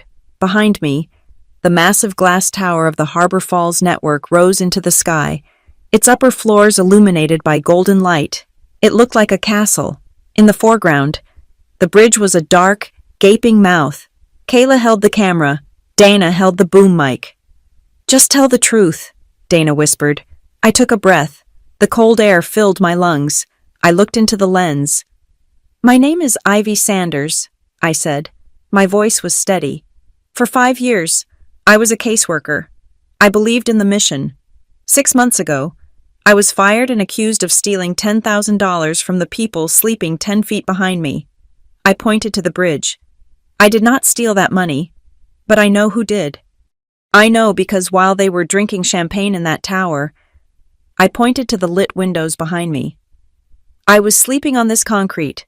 I was freezing in the exact spot where they said they built a heating unit." I stepped closer to the camera. "They called me a thief to hide the fact that they are vampires. They didn't just take the money, they took the blankets, they took the dignity, and tonight I watched them take a warm coat off a 2-year-old boy just to get a photo for a brochure." I paused, letting the anger vibrate in my chest, controlling it, channeling it. "My name is Ivy Sanders, and I am not a thief. I am the evidence." "Cut," Kayla said. She wiped a tear from her cheek. "Save it to the cloud," I said. "Set it to auto-publish if I don't log in by noon on Friday." That night, the snow began to fall in earnest. I was alone under the bridge. I had given my good wool blanket to Maria, so I was wrapped in 2 layers of mismatched quilts I had scavenged from the donation bin. I sat on my bucket, watching the cheap solar lights flicker and die. They had lasted less than 24 hours. The batteries were garbage. The bridge to warmth was dark again. I reached into my pocket and touched the key card. Then I touched the plastic ID badge from my old life, the one I still kept in my trash bag. I looked up at the underside of the highway, at the soot-stained concrete that had been my roof, my prison, and my classroom. "I will never let them use this bridge to raise another dollar on a lie," I said out loud. My voice did not echo. The snow absorbed it. But the promise felt heavy, heavier than the concrete above me. I closed my eyes. I wasn't afraid of the meeting anymore. I wasn't afraid of Lorraine or Preston or their lawyers. I had survived the winter. I had survived the hunger. I had survived the shame. I was the winter now, and I was coming for them. The first shot of the war was not fired with a gun, but with a courier service envelope delivered at 9 o'clock in the morning. Dana Crowley did not send an email. Emails can be deleted. Emails can be trapped in spam filters or claimed to be lost in the server shuffle. Dana sent a physical notarized notice of intent to the corporate secretary of the Harbor Falls network, requiring a signature of receipt. I sat in her office, watching her track the delivery on her laptop. The little green truck icon moved through the streets of downtown until it stopped at the HFN tower. "Delivered," Dana said, leaning back in her squeaky chair. "Signed by the executive assistant. The clock has started." The letter was a thing of terrifying beauty. It formally invoked Clause 14.3 of the governance bylaws. It declared that at the upcoming quarterly meeting, the seat of the founder would not be empty, nor would it be filled by Victor Hale. It would be filled by his designated proxy, Ivy Sanders, who would hold full voting power on all agenda items related to Harbor Light, capital projects, and the bridge initiatives. The reaction was immediate and predictable. 2 hours later, Dana's phone rang. It was the corporate secretary, a woman whose voice usually sounded like she was smiling through clenched teeth. Today, she sounded frantic. She informed Dana that due to unforeseen maintenance issues in the main conference room, the board meeting was being moved. Instead of the downtown headquarters, it would be held at the Pines, a private country club 12 miles outside the city limits, a club that required a membership ID to even get past the gate. "Nice try," Dana said into the phone, her voice dripping with sweet poison. "But please refer to Bylaw 7.2. Any meeting involving a change in governance or proxy activation must be held at the registered headquarters of the Foundation. If the conference room is broken, we will meet in the lobby. If the lobby is full, we will meet in the parking lot. But we are meeting at the tower. She hung up before the secretary could argue. They want to hide, I said. They want to put us somewhere I don't belong. Somewhere they can have security stop me at the gate. They are scared, Dana said. Good. But we needed to make sure they couldn't claim the proxy was a hoax. We needed the ghost to show himself. That afternoon, Victor Hale made his move. I was not there. But Jasmine, my inside source at the coffee shop, texted me the details play-by-play. Victor walked into the HFN Tower lobby at 2 p.m. He was leaning heavily on a cane, playing up the image of the frail, retired old man. He walked right up to the reception desk, loudly enough for the donors sitting in the waiting area to hear. He asked if his parking validation would still work on Friday. When the receptionist hesitated, Victor smiled and said in a booming voice, I just want to make sure everything is in order. I am looking forward to seeing how my proxy performs at the next board meeting. It has been a long time since we had a proper vote, hasn't it? The silence in the lobby was absolute. By 3 o'clock, the rumor had spread to every cubicle in the building the old man was back, and he was sending the homeless girl to do his dirty work. Preston Cole tried to control the damage. At 4:30, a mass email went out to all staff. A sympathetic mid-level manager forwarded it to Dana within minutes. Subject: routine housekeeping session on Friday. Team. As we approach the end of the quarter, the board will be holding a standard administrative session on Friday morning to align our goals for the coming fiscal year. This is just a formality to approve the budget consolidations. Please disregard any rumors of dramatic changes. We are stronger than ever. Routine housekeeping, I read aloud, pacing in Dana's small office. He is trying to keep the staff calm so they don't start leaking files. He is trying to keep himself calm, Dana corrected. But look at this. She pulled up a digital invitation that Kayla had scraped from a donor's social media feed. The Harbor Falls Network cordially invites you to the Bridge to Warmth Impact Update reception. Friday, 1 p.m., the Grand Atrium. Join us for champagne and a celebration of our Phase 1 success. 1 o'clock? I said. The board meeting is at 10. Exactly, Dana said. Lorraine is betting everything on this meeting being a non-event. She has invited the biggest donors in the city to a party starting 1 hour after the vote. She plans to steamroll us, deny the proxy, close the meeting, and then go downstairs to drink champagne and show off photos of those fake solar lights. If she loses the vote, I said, realizing the stakes, that reception becomes a funeral. Then let's make sure she brings black clothes, Dana said. We held our final war council on Thursday night. We rented a cheap conference room at the public library because Dana's office was too small for the whole team. It was a strange assembly. There was me, the homeless social worker, Dana, the paralegal shark, Miguel, wearing his best flannel shirt, representing the street, Kayla, with her blue hair and 3 laptops, Ray Monroe, the journalist, sitting quietly in the corner with her notepad, and Mrs. Calloway. Mrs. Calloway was a retired city auditor Dana had recruited. She was 70 years old, wore a floral scarf, and had eyes that could spot a missing decimal point from across the room. She had spent the last 48 hours reviewing the financial documents I had stolen. It is clumsy, Mrs. Calloway said, tapping a spreadsheet with a manicured finger. They got arrogant. The transfers to Mercer Logistics are not even layered. They just categorized them as consulting fees and hoped nobody would check the vendor address. We have the gun, Dana said. Now we need the bullet. We spent 4 hours refining the presentation. It was a 14-slide deck. We stripped out all the fancy transitions. We wanted it cold, hard, and undeniable. Slide 1 to 4, the financial diversion map. Slide 5 to 8. The internal emails mocking the clients. Slide 9. The timeline of my firing versus the audit gaps. And then, Kayla said, we play the video. She turned her laptop around. It was a 2-minute montage she had edited. It started with the glossy donor brochure promising heated pods. Then it cut to a time-lapse of the bridge over 3 winters, showing nothing but snow and suffering. It ended with the clip of Sarah pulling the blanket away from the crying toddler, played in slow motion, side by side with the text from the mission statement, "Compassion in action." It was brutal. It made you want to look away, but you couldn't. "Who presents?" Ray asked from the corner. "Victor." Victor Hale was sitting at the far end of the table.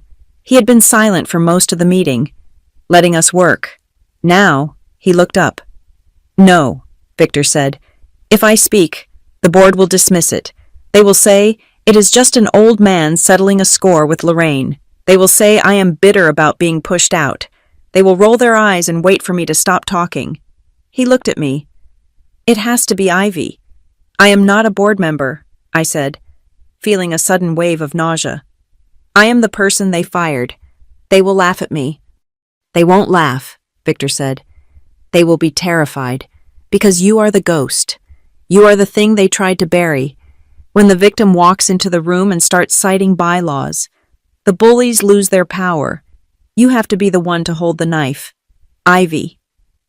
I stood up and walked to the whiteboard. My hands were sweating. I tried to practice my opening line. "I am here to represent the founder," I started. It sounded weak, apologetic. "Louder," Dana said. "I am here to represent—" I stumbled. "Look, I know you think I stole the money, but—" "Stop," Miguel said. I turned to him. Miguel was leaning forward, his elbows on the table. "Ivy," he said, "do not apologize to them. You didn't steal anything. They stole from us. They stole my heat. They stole Maria's blanket. They stole your job." He stood up and walked over to me. "Tell them the truth," Miguel said. "They nailed your name to the bridge and called it accountability. Tell them that." I took a breath. I looked at the whiteboard. I imagined Preston's smug face. I imagined Lorraine's diamonds. "They nailed my name to the bridge," I whispered. Then I said it louder. "They nailed my name to the bridge and called it accountability. But today, I am bringing the bill." "That is it," Victor said softly. "That is the voice." The meeting broke up at midnight.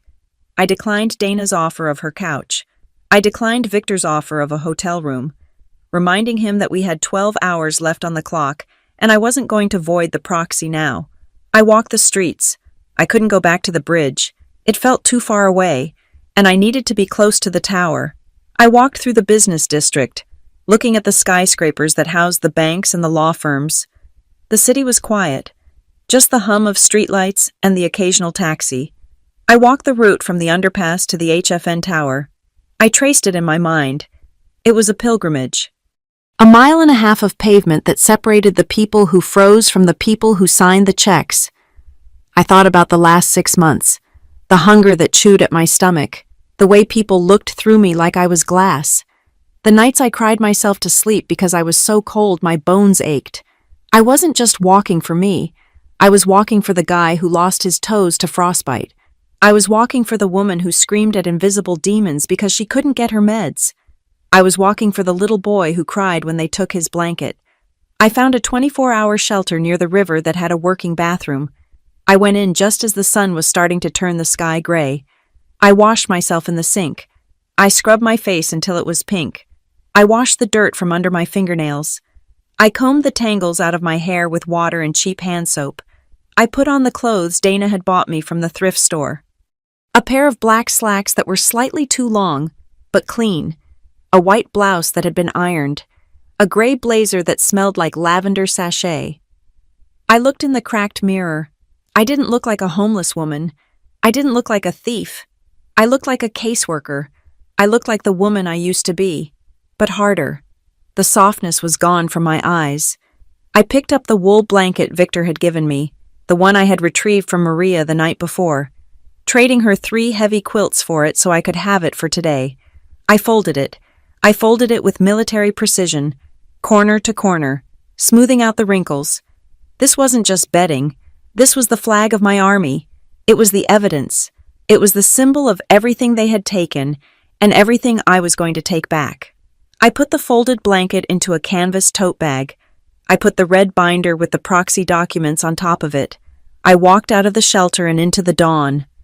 The HFN tower stood in the distance, reflecting the rising sun. It looked like a fortress of gold.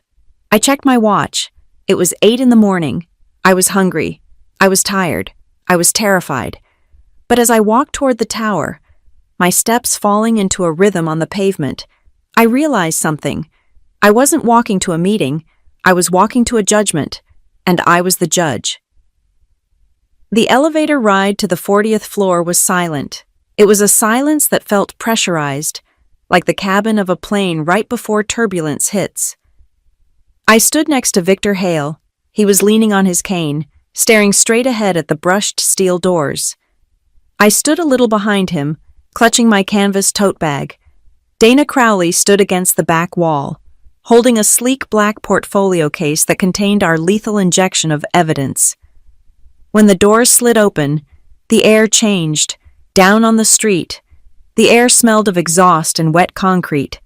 Up here, it smelled of filtered oxygen and expensive leather. We walked past the reception desk where the receptionist, a young woman who had once threatened to call the police on me for loitering in the lobby, turned pale as she saw us approach. She picked up her phone to warn them, but it was too late. We were already moving toward the double glass doors at the end of the hall. The Harbor Falls Network boardroom was a masterpiece of intimidation. It was a long, rectangular aquarium of glass and chrome, suspended high above the city. One entire wall was floor-to-ceiling glass, offering a panoramic view of the river district. And there it was, the bridge. From this height, the Interstate 5 overpass looked like a gray scar cutting through the city. It looked small, insignificant. You could not see the trash fires from up here. You could not see the rats. You could not see the people shivering in wet sleeping bags. From up here, poverty was just texture on the landscape. The room was already full. There were 12 people sitting around the massive black walnut table. They were the titans of Harbor Falls. There was Arthur Penhaligon, the board chair, a man whose family had owned half the timber land in Oregon. There was Marcus Thorne, the tech billionaire who wore hoodies to galas. There were corporate lawyers in three-piece suits and philanthropists in pearls. And at the head of the table sat Lorraine Mercer. To her right sat Preston Cole. They were laughing at something Preston had just said. The laughter died instantly as Victor pushed the glass door open. Every head turned. For a second, the only sound was the hum of the HVAC system. Then, the whispers started. I saw the recognition hit them like a wave. I saw a woman in a Chanel suit lean over to her neighbor and mouth the words, "Is that the thief I kept my chin up?" I was wearing my thrift store blouse and my clean gray blazer. I walked to the empty seat next to Victor, the one usually reserved for high-level guests. I did not sit. I stood behind the chair, my hands resting on the leather backrest. Lorraine recovered first. She was a professional. She smoothed her skirt and forced a smile that looked like a rictus of pain. "Victor," she said, her voice dripping with a synthetic welcome. "We were not expecting you, and I see you have brought guests." She looked at me. Her eyes were cold, hard flint. "Thank you all for coming." Lorraine addressed the room, trying to regain control of the narrative immediately. "Before we begin the agenda, I want to acknowledge the presence of Ms. Ivy Sanders. It seems she has requested to observe our proceedings today. While this is highly irregular given her history with the organization, we want to be transparent. She was framing me as a spectator, a charity case, a disgraced former employee who had been allowed in out of pity. She is not here to observe, Lorraine," Victor said. His voice was not loud. It was deceptively mild, the voice of a grandfather discussing the weather, but it cut through the room like a razor blade. Victor reached into his jacket pocket and pulled out a single cream-colored envelope. He slid it down the long, polished table. It spun slowly and stopped perfectly in front of Arthur Penhaligon, the board chair. "This is a formal notification of the activation of Clause 14.3 of the HFN governance bylaws," Victor said. "As of this morning, My voting rights as founder are no longer dormant, and I am not exercising them myself. He pointed a shaking finger at me. Ivy Sanders is my designated proxy on all matters involving Harbor Light, the bridge initiatives, and any alleged misconduct concerning those programs. She speaks with my voice. She votes with my shares. Arthur Penhaligon picked up the letter. He put on his reading glasses. The room was deathly silent. Clause 14.3, Arthur read, his brow furrowing. He looked up at the corporate counsel, a sharp-faced lawyer named Diversey sitting at the end of the table. Is this valid? Diversey looked at the copy Dana had already placed in front of him. He looked sick. It is a legacy clause, Arthur, the lawyer said quietly.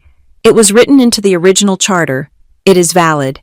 If Mr. Hale has designated a proxy who meets the independence criteria, her vote carries 51% weight on specific agenda items. 51%. The number hung in the air. I saw Preston Cole flinch. I saw the tech billionaire. Marcus, sit up straighter. Looking at me with sudden interest. I was no longer a thief. I was the majority shareholder. This is ridiculous, Lorraine snapped, her mask slipping. She is a terminated employee. She was fired for theft. She cannot possibly meet the ethical standards to sit on this board. The clause does not require ethical standards. Lorraine, Victor said, smiling faintly. It requires independence. And since you made sure she has been unemployed and destitute for 6 months, she qualifies perfectly. You built her eligibility yourself. Arthur cleared his throat. He was a man who hated conflict. Very well. The letter is entered into the record. Ms. Sanders is recognized as the founder's proxy. Let us proceed to the agenda. I sat down. The leather chair was soft. It felt like sinking into a cloud. It was a stark contrast to the bucket I had sat on 12 hours ago. Lorraine glared at me, then turned her attention to the papers in front of her. She was rushing. She wanted to get this over with before I could figure out how to use the weapon I had just been handed. Item 1, Lorraine said, speaking quickly. Program consolidation.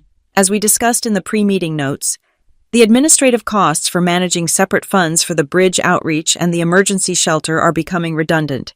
We propose a motion to simplify program reporting. She clicked a remote. A slide appeared on the massive screen at the end of the room. It showed a complex web of lines merging into one big blue circle labeled Community Hope Fund. We will roll all bridge and shelter initiatives into this single fund, Lorraine explained. This will reduce line item clutter and allow us more flexibility in resource allocation. It creates a streamlined, optimized, budget structure. I knew exactly what that meant. It meant burying the bodies. If they merged the funds, the specific line items for the heated pods and solar grids would disappear into a general ledger. The fraud would be erased, hidden inside a massive, vague bucket of money. I move to approve the consolidation, Preston said quickly. Seconded, said a woman in pearls who looked like she just wanted to get to the lunch reception. All in favor? Arthur asked. Point of order, I said. My voice was not loud, but in that acoustic perfection, it sounded like a gunshot. Arthur looked at me. Ms. Sanders, before we vote on consolidation, I said, keeping my hands folded on the table to hide the shaking, I would like to request permission to present context relevant to the Trust's governance obligations and donor truthfulness. As the proxy, I believe this context is material to the vote. We are on a tight schedule, Lorraine hissed. The reception starts at 1. We do not have time for— The proxy requests the floor, Victor said, cutting her off. He did not look at Lorraine. He looked at Arthur. Arthur looked at the letter again. He looked at the lawyer, who gave a small, defeated nod. The proxy has the floor, Arthur ruled. Keep it brief. Ms. Sanders, I nodded to Dana. Dana stood up and plugged a small silver thumb drive into the media console on the wall. The screen flickered. The slide with the Community Hope Fund disappeared. What you are about to see, I said, standing up again, is a comparison. It is a comparison between what HFN told the city and donors it was doing and what it actually did. I looked at Marcus Thorne, the billionaire. Mr. Thorne, I believe you donated $200,000 specifically for the winterization project 3 years ago. Is that correct? Marcus nodded slowly. I did. I was told it funded the heated sleeping pods. Watch the screen, I said. Kayla's video began to play. It started with the glossy PDF of the donor brochure. The image was crisp and beautiful. It showed the bridge, the very bridge visible out the window right now, transformed into a futuristic haven. There were silver pods. There were smiling staff members in orange vests. There were solar lights beaming warmth. The text on the screen read, Project completed, January 2023. Then, the screen split. On the right side, a new video appeared. It was grainy. Handheld footage taken by Miguel. The timestamp was January 2023. It showed the exact same section of the bridge. But there were no pods. There were no lights. There was only snow drifting against the graffiti-stained concrete. There was a man wrapping his feet in plastic bags. There was the sound of wind howling through the pillars. The contrast was nauseating. Then came the audio. The screen went black for a second, and a voice recording played. It was clear as a bell. It was Preston's voice. Voice of Preston Cole. Make sure we get the shots before the city sweeps the camp, and tell the staff to collect the props immediately. We can't have the homeless actually using the inventory. That gear is for the gala display. A gasp went around the room. Preston turned a shade of gray that matched the carpet. The video cut to the next scene. It was the time-lapse Kayla had built. It showed the bridge over 3 years. Seasons changed. Snow came and went, rain fell, but the structure never changed. The upgrades never appeared. The only thing that changed was the graffiti and the faces of the people huddled in the dirt. And then, the final image. It was a photo taken by Ray Monroe a year ago. Long before we met, it was a photo of me. I was asleep under the bridge. I was curled in a fetal position against Pillar 4. I was dirty. My hair was matted, and I was wrapped in a thin blue fleece blanket. The camera zoomed in on the blanket. The HFN logo was clearly visible. Next to my sleeping form, text from the annual report appeared. Bridge to warmth, 100% impact achieved. The video ended. The screen went black. The silence in the room was heavy, suffocating. It was the silence of people who realized they were standing on a trap door. I looked around the table. I made eye contact with every single person. My name is Ivy Sanders, I said. 6 months ago, I was the case manager for this program. I was fired for allegedly stealing $10,000 from the emergency fund. I paused. I did not steal that money, but I know where it went. It went to vendors who never delivered a single heated pod. It went to consultants who never set foot on the street. I pointed out the window at the gray scar of the bridge. You used my name as the plug for the hole in your ledger. You blamed me for the missing money so you could close the audit.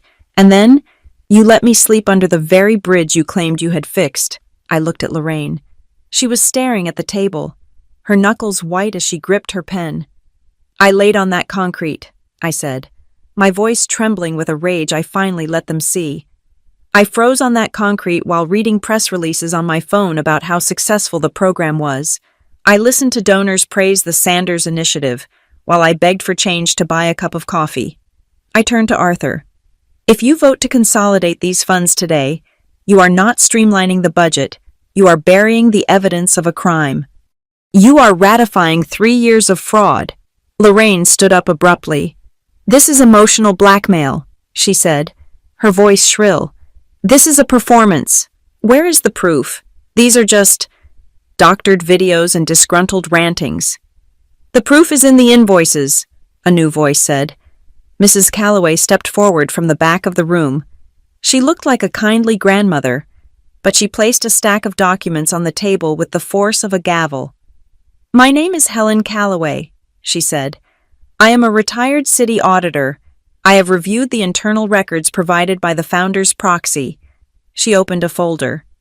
HFN's filings to the city list the bridge upgrades as capital assets, fully depreciated over 3 years. That means you told the IRS and the city council that these pods exist. If they do not exist, and you vote to merge the funds today without correcting the record, every single board member who votes yes becomes personally liable for tax fraud and filing false instruments. The word liable hit the room like a bomb. The wealthy people at the table suddenly looked very uncomfortable. They looked at their lawyers. Marcus Thorne, the tech billionaire, leaned forward. He picked up the folder. Mrs. Calloway had put down. He flipped through it. I have a question, Marcus said. He was not looking at me. He was looking at Lorraine. Go ahead, Marcus, Lorraine said, her voice tight. I am looking at a specific invoice here, Marcus said. It is invoice number 4029, dated last November.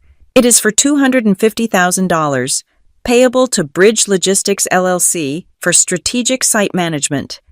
He looked up. I ran a quick search on my phone just now. Bridge Logistics LLC is a Delaware shell company. Its registered mailing address is a P.O. box in a strip mall in Reno, Nevada. He slid the paper toward Preston. Preston, Marcus said, his voice dangerous.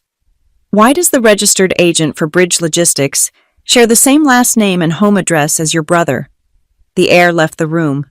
Preston opened his mouth, but no sound came out. He looked at Lorraine. Lorraine looked at the window.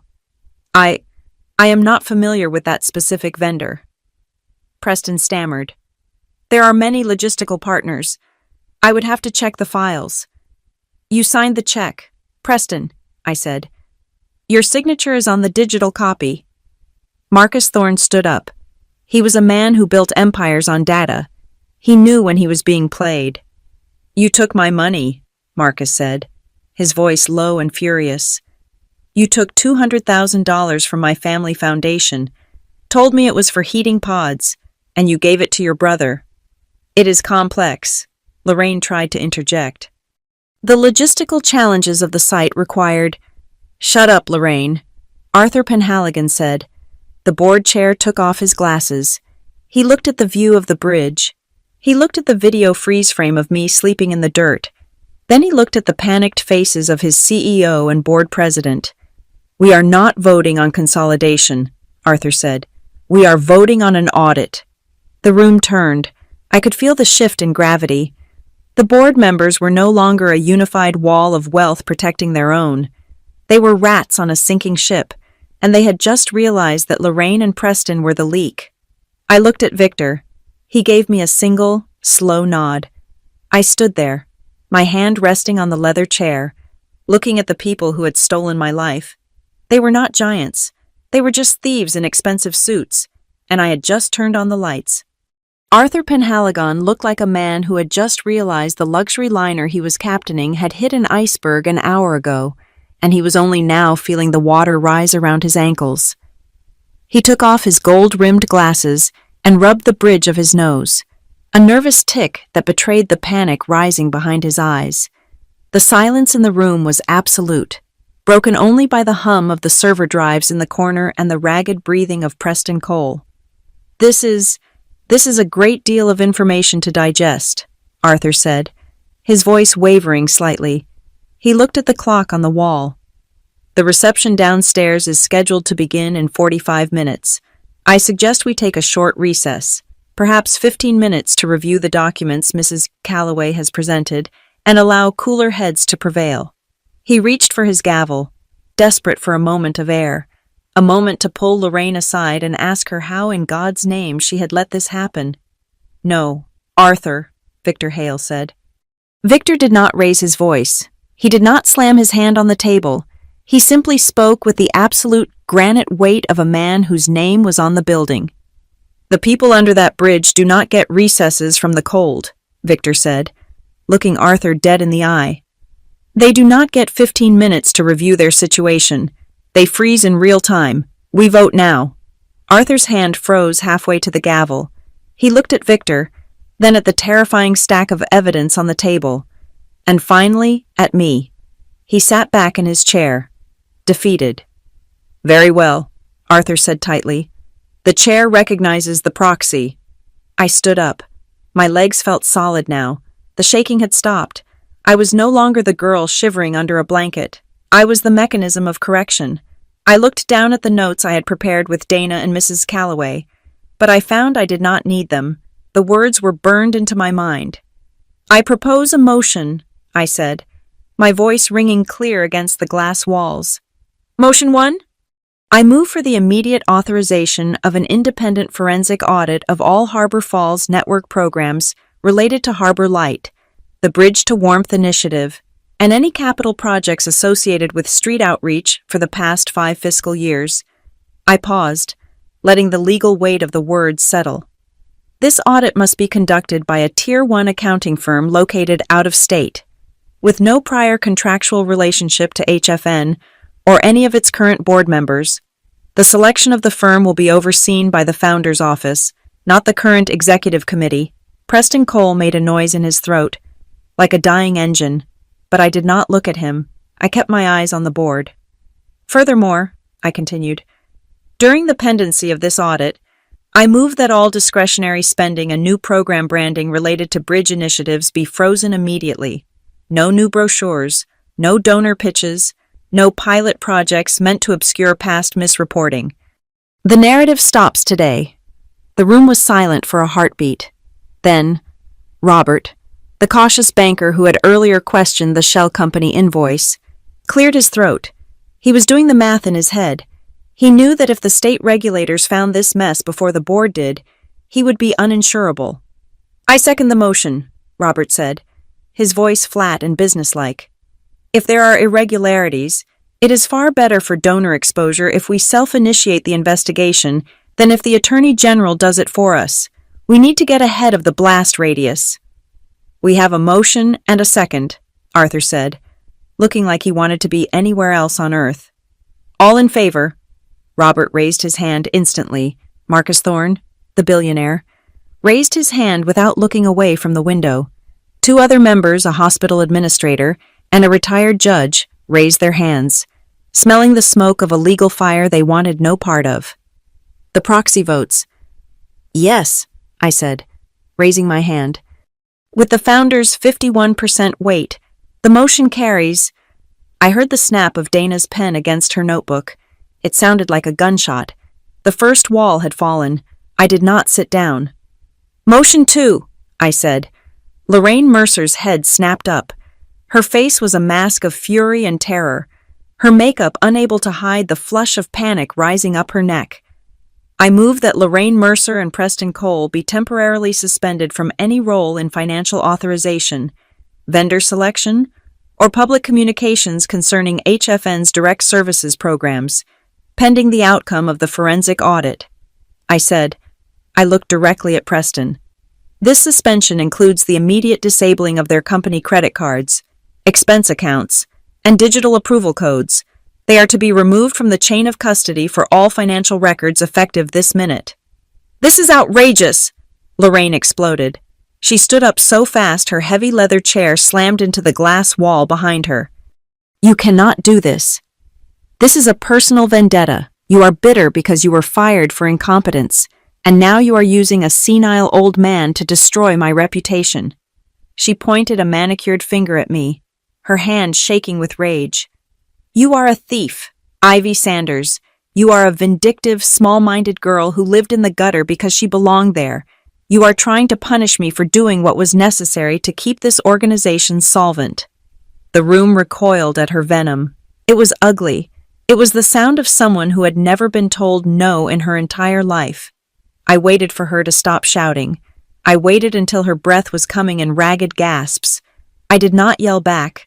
I let the silence stretch until her outburst hung in the air like a bad smell. "If I wanted revenge, Lorraine," I said quietly, "I would be on the 6 o'clock news tonight. I would be showing those videos to a reporter outside the building right now. I would be burning this entire organization to the ground." I leaned forward, placing my hands flat on the polished table. "I am here instead of there because I do not want to destroy the shelter. I want to save it. I want an honest ledger and I want warm beds. That is not revenge. That is fiduciary duty." Dana Crowley stepped away from the wall. She walked silently to the head of the table and slid a thick, sealed folder toward Arthur. "Mr. Chairman," Dana said, her voice sharp and professional. "This folder contains sworn affidavits from 25 shelter clients, 7 former staff members, and 2 former accountants regarding the diversion of funds and the falsification of intake records." She tapped the folder with her index finger. "Beneath those affidavits is a pre-drafted notification to the state charity regulator and the district attorney's fraud division. My client has instructed me to file this notification at 5 o'clock this afternoon if the board fails to take corrective action regarding the current leadership. The choice of whether this remains an internal governance matter or becomes a criminal investigation is entirely yours." Arthur stared at the folder as if it contained anthrax. Marcus Thorne finally turned away from the window. He looked at the empty bridge below. Then he looked at Lorraine. His face was unreadable, which made it terrifying. "I gave you $200,000, Marcus said. His voice was soft, but it carried across the room. "I remember the lunch we had. Lorraine, you showed me renderings. You told me about the solar grids. You stood next to me and told me that my money would keep people from freezing." He gestured toward the glass. "I am looking at the bridge. It is bare concrete. You lied to me." "Marcus, please, it was a capital allocation strategy," Lorraine began, her voice shrill. "If this audit is blocked," Marcus cut her off, "or if these 2 remain in control of the checkbook for 1 more hour, I will pull every cent of my support. I will demand a refund of my past donations, and I will publicly advise every other tech founder in this city to blacklist this foundation." The threat hung in the air. HFN survived on tech money. Marcus Thorne was the king of that world. If he walked, the foundation died. Arthur Penhaligon wiped sweat from his forehead. He knew the math. He could save his friends, or he could save the institution. He could not do both. "We have a motion to suspend," Arthur said, his voice barely a whisper. "Is there a second?" "Second," Marcus said instantly. "All in favor." Marcus raised his hand. Robert the banker raised his hand. The retired judge raised her hand. One by one, the hands went up around the table. Even the people who owed Lorraine favors realized that the ship was going down, and they needed to get to the lifeboats. "The proxy votes?" "Yes," I said. "Motion carries." Lorraine slumped back into her chair. She looked small suddenly. The power that she wore like a coat had been stripped away, leaving only a frightened woman who had spent too much money on a boathouse. But I wasn't done. "Motion 3, I said. This was the one that mattered. This was the one for Miguel, for Maria, for the boy who lost his blanket. I move for the immediate adoption of a provisional open bed policy for all HFN-funded facilities. I said, this policy dictates that no client may be turned away from shelter intake when there is any funded bed, mat, or overflow space physically empty. The practice of artificial capacity limits to save on laundry or staffing costs ends today. I looked at the corporate secretary, making sure she was typing every word. Furthermore, all capacity denials must be documented with a transparent log, time-stamped and signed by the shift supervisor, explaining exactly why space was unavailable. These logs will be reviewed weekly by the Oversight Committee. I took a breath. And I add a governance clause. Any future capital program named after a physical location like the Bridge to Warmth must undergo on-site verification by at least one independent board member.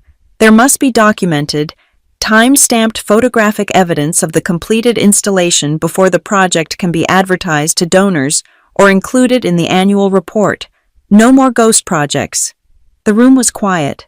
This wasn't just a punishment. It was a restructuring. It was a change in the DNA of the organization. Arthur looked at the other board members. He saw exhaustion. He saw fear. But he also saw resignation. They knew they had no moral ground left to stand on. Second, Arthur asked weakly. Second, the hospital administrator said. It is the right thing to do. All in favor. Every hand in the room went up, even the ones who had hesitated before. It was undeniable. Motion carries, Arthur said. He let out a long breath and set the gavel down gently, as if he didn't have the strength to bang it. The double doors at the back of the room opened. 3 men in blue button-down shirts walked in. They were from the IT department.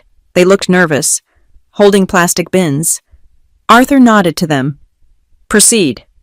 The lead IT technician walked over to Preston Cole. "Mr. Cole," he said softly, "I need your laptop, your company phone, and your security badge. Please." Preston stared at him. His hands were shaking as he unclipped his badge from his lapel. He placed it in the bin. It made a small plastic clatter. He handed over his phone. Then he closed his laptop and pushed it across the table. The technician moved to Lorraine. Lorraine did not move. She stared straight ahead, her eyes fixed on the far wall. "Ms. Mercer," the technician said. She didn't respond. "Lorraine," Arthur said gently, "give him the badge." Slowly, painfully, she reached into her purse. She pulled out the gold-trimmed access card that gave her entry to the executive elevator, the card that opened the doors to the gala, the card that defined who she was in this city. She dropped it into the plastic bin. The technician took her phone and her tablet. He walked out of the room, carrying the digital keys to the kingdom in a cheap plastic tub. Victor Hale sat back in his chair. He let out a long, slow sigh. He looked at me, and for the first time, his eyes were not sharp or calculating.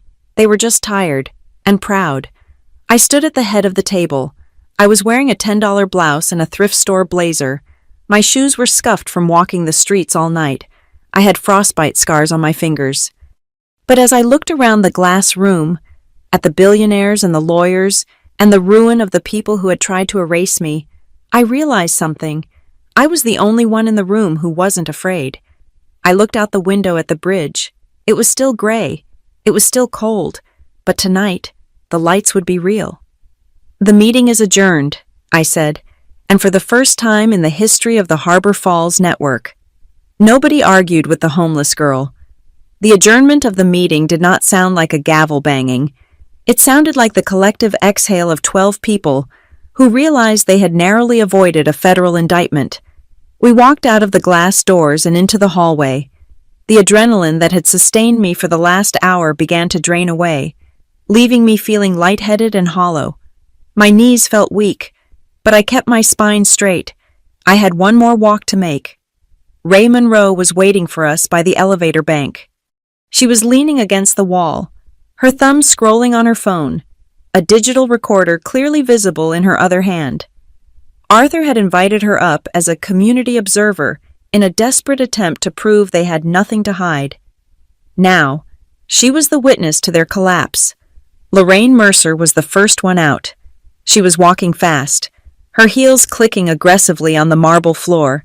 She saw Ray and immediately tried to deploy the smile that had charmed donors for a decade, but her face was too tight. It looked like a mask that was cracking. "Ms. Mercer," Ray said, stepping forward. "Care to comment on the motion to suspend?" Lorraine stopped. She hissed the words, low and venomous. "This is a tragic case of an unstable former employee manipulating an elderly man. We will be filing a defamation suit as soon as—" She cut herself off. She had seen Victor Hale standing directly behind me. He was not leaning on his cane. He was standing with his arms folded, staring at her with an expression of profound disappointment. Lorraine flinched. She actually physically recoiled. She looked from Victor to me, and for the first time, she realized that the unstable employee was now her boss. She clamped her mouth shut, pushed past Ray, and headed for the fire stairs, unwilling to wait for the elevator with us. Preston Cole was next. He was sweating through his shirt. He saw the journalist and tried to salvage the wreckage of his career in real time. "We welcome transparency," Preston stammered, smoothing his tie. "This audit will prove that our intentions were always—" He reached out and tapped his access card against the elevator call panel. Beep! A harsh, flat denial tone echoed in the hallway. The small light on the panel flashed angry red. The IT department had been efficient. His codes were already dead. Preston tapped it again. Beep! He looked at the card. He looked at the elevator. Then he looked at Ray. who was holding the recorder inches from his face, capturing the sound of a man who had just been locked out of his own kingdom. "I think you need to take the stairs, Preston," I said quietly. He looked at me with pure hatred, but he said nothing.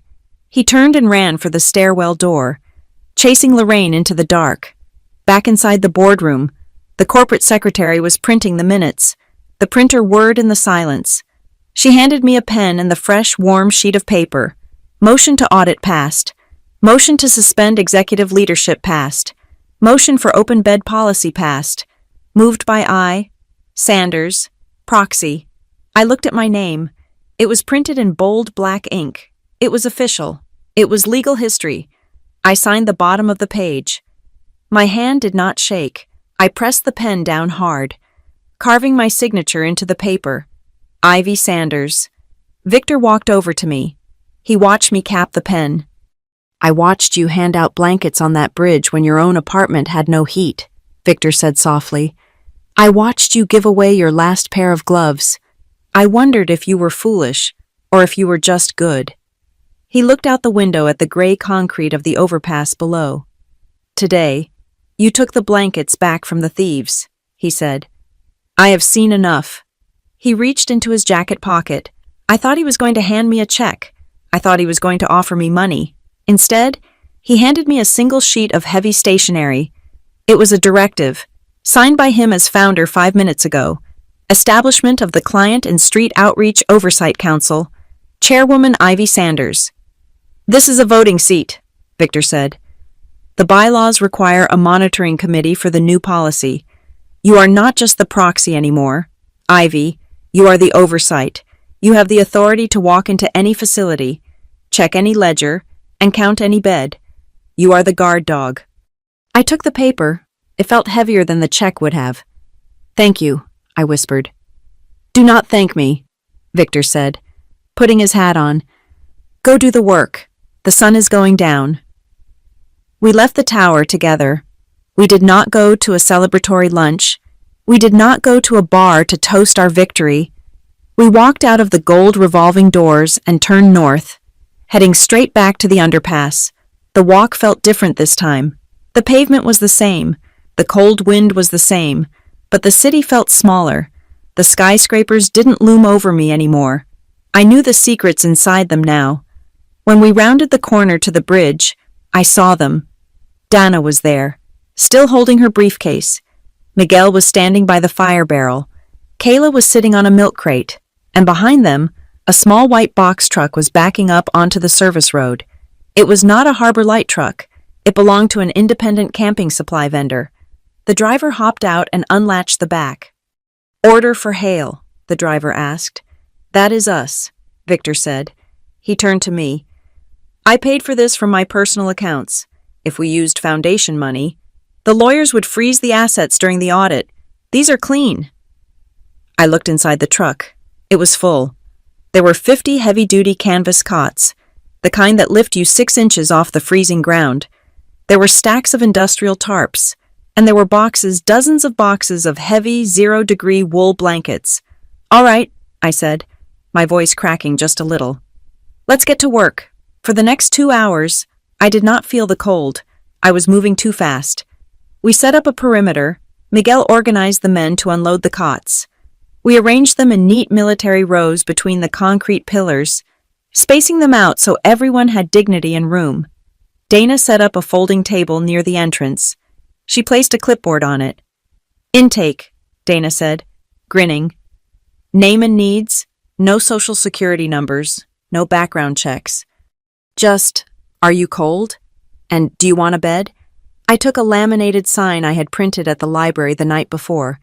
I zip-tied it to the central pillar, right over the spot where the fake Bridge to Warmth sign had been. Notice: open bed policy in effect. No funded bed stays empty while someone sleeps on concrete. Monitoring lead I, Sanders. As the sun began to dip behind the skyline, turning the gray bridge into a cavern of shadows, the people started to come back. They came cautiously at first. They were used to being chased away. They were used to promises that turned into photo ops. But then they saw the cots. They saw the blankets that were not being taken away. Maria came back with her toddler. She looked at me, terrified, holding the wool blanket I had given her the night before hidden under her coat. "It is okay," I told her, pointing to a cot near the fire barrel where it was warmest. "You don't have to hide it. Maria, it is yours, and that cot is yours too." She sat down on the canvas cot. She touched the fabric. She started to cry, silently, rocking her son back and forth.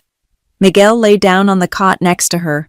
He stretched out his legs, groaning as his back settled onto a surface that wasn't hard earth. "Man," Miguel said, looking up at the underside of the highway, "I am going to have to get used to not feeling rocks in my kidneys. It feels weird." A few people chuckled. It wasn't a loud laugh. It was a quiet, rusty sound. The sound of tension leaving a body that has been tense for years. By 8 in the evening, every cot was full. 50 people were off the ground. The wind was still blowing. But the tarps we had hung blocked the worst of it. It wasn't a palace. It was still a bridge. But it was a bridge with rules. And the rules were finally on our side. Dana came over to me. She had a camera in her hand. "Go stand over there," she said, pointing to the edge of the service road. "I don't want a photo," I said. "I am not Lorraine." "It is not for a brochure," Dana said. "It is for the file, proof of life." I walked over to the edge of the light. I was wearing my thrift store blouse and the coat Dana had lent me. I had a pen in my hand and the clipboard tucked under my arm. Dana snapped the photo. I knew what it would look like. The bridge arching overhead, dark and massive, the rows of cots, and in the distance, the HFN tower, lit up like a Christmas tree, where the cleaners were currently emptying the trash cans of the men we had just fired. I didn't sleep that night. I couldn't. I was the monitoring lead. I walked the perimeter. I checked the tarps. I tucked a blanket around an old man who was shivering in his sleep. I counted heads to make sure the numbers on my clipboard matched the bodies on the cots. Around 3 in the morning, when the city was dead quiet, I sat down at a battered folding table someone had dragged from a dumpster. I turned on a small battery-powered lantern. I opened the red binder Victor had given me. I started writing the new protocols for the Oversight Council. Rule 1, no closed doors. Rule 2, no photos of clients without written consent. Rule 3, if the budget is cut, the executive salaries are cut first. I wrote until my hand cramped. Then, I stopped. I looked at the foot of the empty cot next to my table, the one I had reserved for any late arrivals.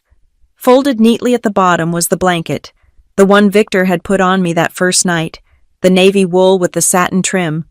I reached out and ran my hand over the rough weave. It was cold to the touch, but it held the memory of warmth. I looked up at the dark underbelly of the overpass.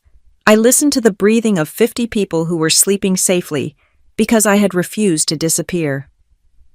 "If they ever try to take this from you again," I whispered into the freezing air, my breath clouding in the lantern light. I touched the ID badge in my pocket. "They won't be facing a homeless thief. They will be facing the woman who learned to vote from the bridge." I picked up my pen, I turned the page, and I went back to work. Thank you so much for listening to this story. And please let me know in the comments where you are tuning in from. I would love to hear your thoughts on Ivy's journey. Don't forget to subscribe to Maya Revenge Stories, like the video, and hit that hype button to help this story reach even more people.